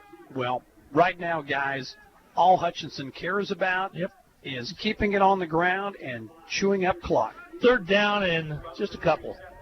Third down and 2. Still 25 on the clock. There's no way they're snapping the ball this early. So Hutchinson will again be at home next week taking on Dodge City. And they have struggled. They have struggled this year. They'll be in town. Hope you can make it to Gowans. There's in trouble as Brown, a quarterback, going to lose some yardage. Coffeyville Red Ravens. But that's okay. Wind at your back. You've got a huge lead. Clock continues to move. You put the punt team out there and you punt the football. She's football coming your way tomorrow on KWBW as they take on the Houston Texans. And Houston, Randy McKay's a good football team. Yeah, and right now the Chiefs have been struggling just a little bit, and I'm not sure exactly what it is, whether it's the defenses are finally getting used to them again. Well, they've got some injuries, no doubt some about injuries that. to deal with. So offensive line has struggled, and they got some big boys on the D-line hurt. Here comes the punt from the Blue Dragons. Wow. What a kick. Going to be hit at about the 18 and bounced down. Blue Dragons could have got to it and down to the 1, but they did not. Just about got down there. And the gunner was not quite able to get down there, Rob, in time. I thought he was going to get to it in time. And almost died at the 1. Now, if he would have dove at it and touched it, would have been a down right there? Nope, you'd have to secure it before it crossed the goal line. But the ball goes to the 20-yard line. Your defense has been playing well. If they do score, you make them go 80 yards and chew up some clock. So now with the clock showing 6 minutes and 47 seconds, Coffeyville's going to have to go to the air and try to get something going. Against a tough wind. Coffeyville gets it on the outside. Running back crosses the 22 to the 23-yard line. Pick up over there of a couple yards. Washington on the carry. And Oliver on the tackle for Hutchinson. Getting a couple new running backs in there for, again, the Red Ravens. Darian Washington out of New Orleans, Louisiana. Here's the snap, the fake play-action pass. One air it out across the middle. Has a receiver out there, incomplete pass. Good coverage that time, one-on-one. One of your best, Ronald Williams. And he was in good position. It's not easy playing corner out there on an island, but a good job by Williams. Klein Peter and Coffeyville now looking at a 3rd down and 7. Football at the 23-yard line. 3rd down for Coffeyville. Clock did stop because of the incompletion. 6:12 on the clock on the 4th quarter. Eagle Radio crew, Glenn Grunwald along with Rob Dreher. Randy McKay on the sidelines, courtesy of Blitz. On speed. So here comes the blitz. Hit was made, incomplete pass. And boy, did they nail Klein Peter. Yep. And so the quarterback threw it before he wanted to, was way behind the intended receiver. Dragon defense does its job, and the punt team headed to the field for Coffeyville. Trayvon Freeman, that linebacker out of Waycross, Georgia, getting an opportunity to play today. Dragons are 5-1, ranked number 4 in the nation. Looking to move to 6-1 with the next 2 games at home, both extremely winnable games. Dodge City has struggled, and Resolution Prep, they're on a different level as these Jayhawk Conference teams. 4th down and 7. Here comes the punt from Coffeyville. Get away from right it. Into the wind. Is going to hit right at the 44, drive backwards, and finally be down at about the 39-yard line, they're going to say officially. It is where they'll mark the football. Not a fun day to be a punter against the wind here today. Randy, a little wind chill down there. I noticed your face pretty warm when you came. Pretty red when you came up here to get some batteries. How's it feel down there? Oh, it's just the wind. It's not. The temperature is actually warmer on the field than it is air temperature. I was going to say it's 70 degrees. 50% chance of rain showers a little bit later on today, so we'll probably get this one in just about on time. So Hutchinson will come out offensively, as we'll have maybe some rain showers rolled in a little bit later on tonight. But right now it's beautiful clear skies, clear as can be. Then I look on here, and for Saturday, I know when you first click it, and then you click on the actual forecast. You're right. It doesn't show any. Over there, but maybe they're talking somewhere. I think they messed up. Here's a drive, switch up the middle, pick up a nice yardage, about 7-yard pickup by the Hutchinson running crew. And 2 helmets are connected. That's Evans on the carry. Oh, you're right. Number 64 for Hutchinson, Jalen Dunbar, and a Coffeyville player had their helmets connected. That happened to me when I was a teenager, but it was with a girl. I'm not even going there. Oh, man, you are funny. I had braces. She had braces. That's all I got to say. Okay? 2nd down and 5 for Hutchinson. You guys got quiet all of a sudden. I just hope your wife isn't listening. She puts up with me. The give on the outside of Evans. Fumbled the ball for a little bit, but picked it up. Now he's going to have a first down the sidelines on the far side. All the way to the 20, 15, 10, 5. Touchdown to Hutchinson. Touchdown to Hutchinson on a great run by Evans. I thought he was dead to the water. That one is from 33 yards out, and Hutchinson with the touchdown run. Tyon Evans, a guy that has breakaway speed, big playability, didn't quit, broke a tackle, broke another, and there he goes. Touchdown, Hutchinson, and the route is on. Oh, I tell you, I thought he was bottled up over there, had the first down, and he just kept going. And Evans, we had a 95-yard kickoff return in the second half against Iowa Western with a TD right there.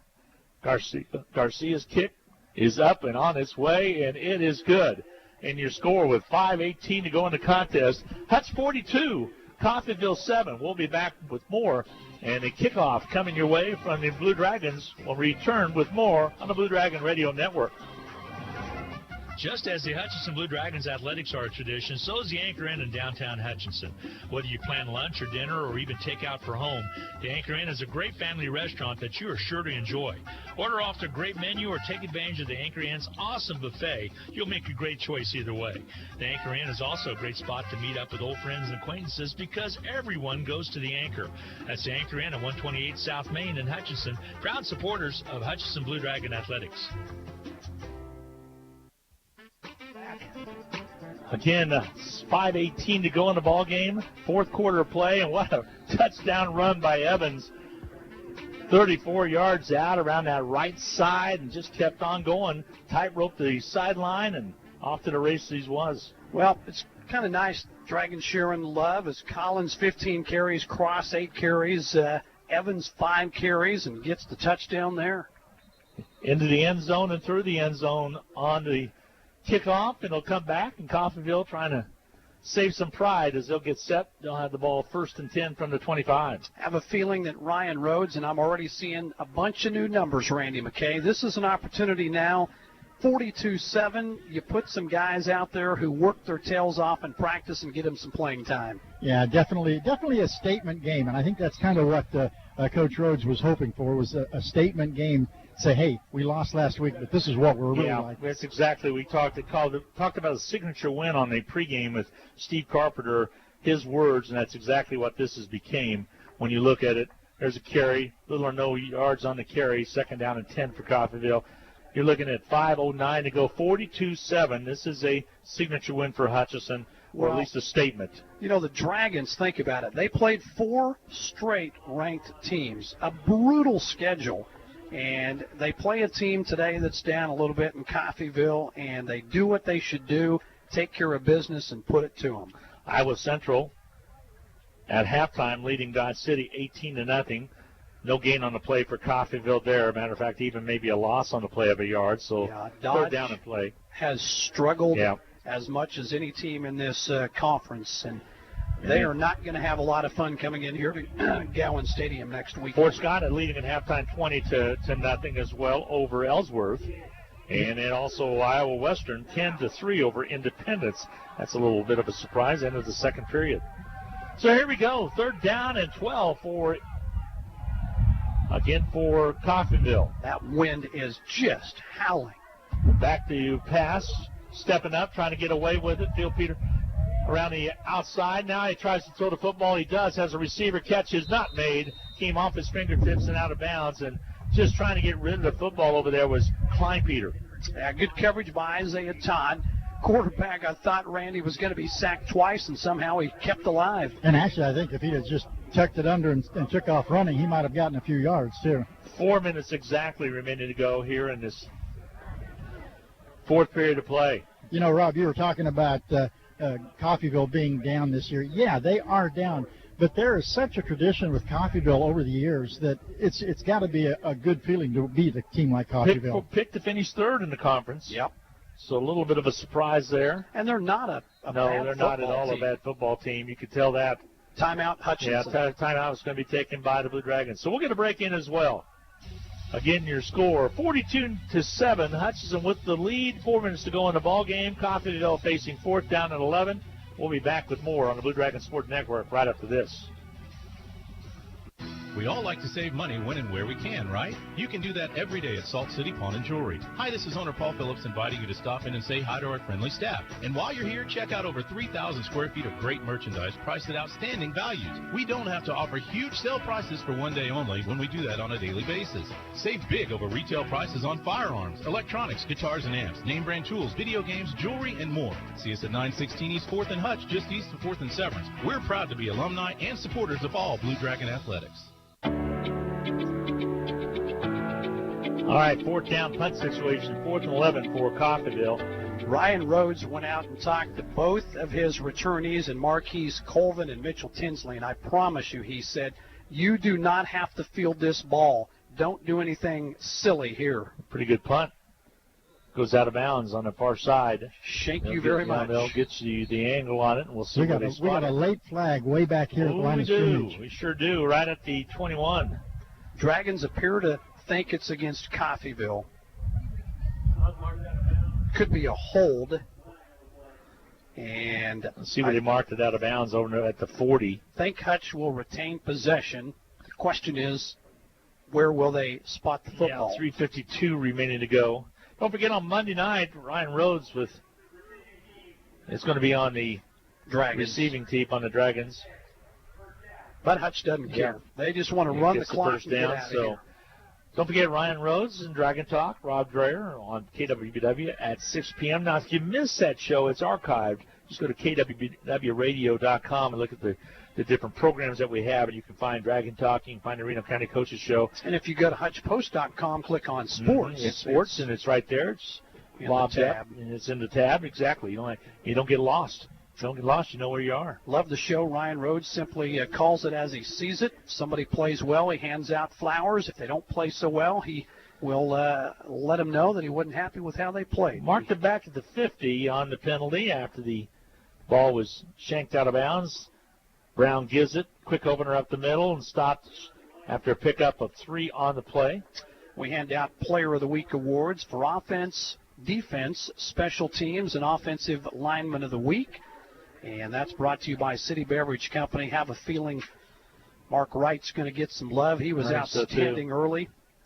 Injury kind of kept him out, but there's no reason to play him with the lead we have now. And I think Sharif Brown has stepped in and played well. Jonathan White is the running back that carried it forward. Carried it up the middle right there and picked up a couple yards. All right, back to pass, but they're going to keep it on the ground. Churning, trying to get that first down, and pretty darn close to it. Is still trying to bust loose, and finally the whistle on the play. Short by 1, down to the 41-yard line. Clock continues to move. Coffeyville White again on the carry. Has 3 timeouts if they'd want to use them, but right now I think they're ready to get on the bus. And Coach Flores, we'll see what kind of a pressure that is put on by Coffeyville. He's had a couple years where they thought he would have better. Of course, he's back after that lung cancer and had a lung transplant. Puts new meaning to life. Sure does. And he was very complimentary of Ryan. He is an outstanding individual. Blitz coming. Give up the middle, first down and more. Here comes White on the run. 20, 15, 5, touchdown, Blue Dragons. White on the run from all the way from the 41-yard line. You know what? You live and die by the blitz. Coffeyville sent the house, and they ran through the right hole at the right time, and it was goodbye. Touchdown, Hutchinson. Jonathan White out of Quinlan, Georgia. And Randy, a quick opener right up the middle. Once he got past the initial line of scrimmage, not hardly anybody to stop him back there. No, once he got through there, the linebackers were already in the backfield, so heck, just take it to the house. 48-7, Hutchinson. Dragons just keep winning. There's plenty of season left. The bad snap, but the kick is up and on its way, and it is good. Sebastian puts it through. 48-7. Hutchinson with the lead with 2:18 again to go right here in the fourth period of play. Dragons kickoff coming your way. We'll clap our way to the break. Again, Hutchinson leading at 49-7. We'll be back with more on the Blue Dragon Sports Network right after this. Hi, Brian Bobo, General Manager at Midwest Ford. Truck month is on, and the savings are great. Like take $11,000 off MSRP on a 2019 Ford F-150 Crew Cab 4x4. No gimmicks, everybody qualifies. Or how about $7,000 off a 2019 Edge ST all-wheel drive and 0% for 60 months. That's right, big savings and 0% on this Edge. Come out and see all the other savings during Truck Month at 1100 East 30th or online at MidwestSuperstore.com. 49-7, Hutchinson on top. Glenn Grunwald, Rob Dreher, Randy McKay on the sidelines, courtesy of Papa John's Pizza. See Sebastian Garcia. His leg's got to be tired out there, guys, from all the kicking that's taking place today. It's a lot easier kicking with that wind at your back, and that's what he's doing right now. Hutchinson guys doing a little dancing on the sidelines with the music. Here comes the kick. High, end-over-end kick, and they'll watch it sail out of the end of the end zone for the touchback. Well, Dragons have come out and done what they are supposed to do, beat a team that many felt they were better than. Score reflecting that now. It's 49-7 as Hutchinson will move to 6-1 on the season. Next two games at home, both extremely winnable games. And then, Glenn, it's going to boil down to this. Road games against Garden City and Iowa Central. Both are formidable opponents. You win out, you might play for a national championship. Can't lose, look past Dodge City, and you can have a tendency to do that with a team with not very many wins. There's a pile at about the 21, 22-yard line, but RPA prep comes in on the Thursday night. That'll be a rare Thursday night game. And then, like you said, Garden City on the road on the 2nd of November, and then on the road at Iowa Central.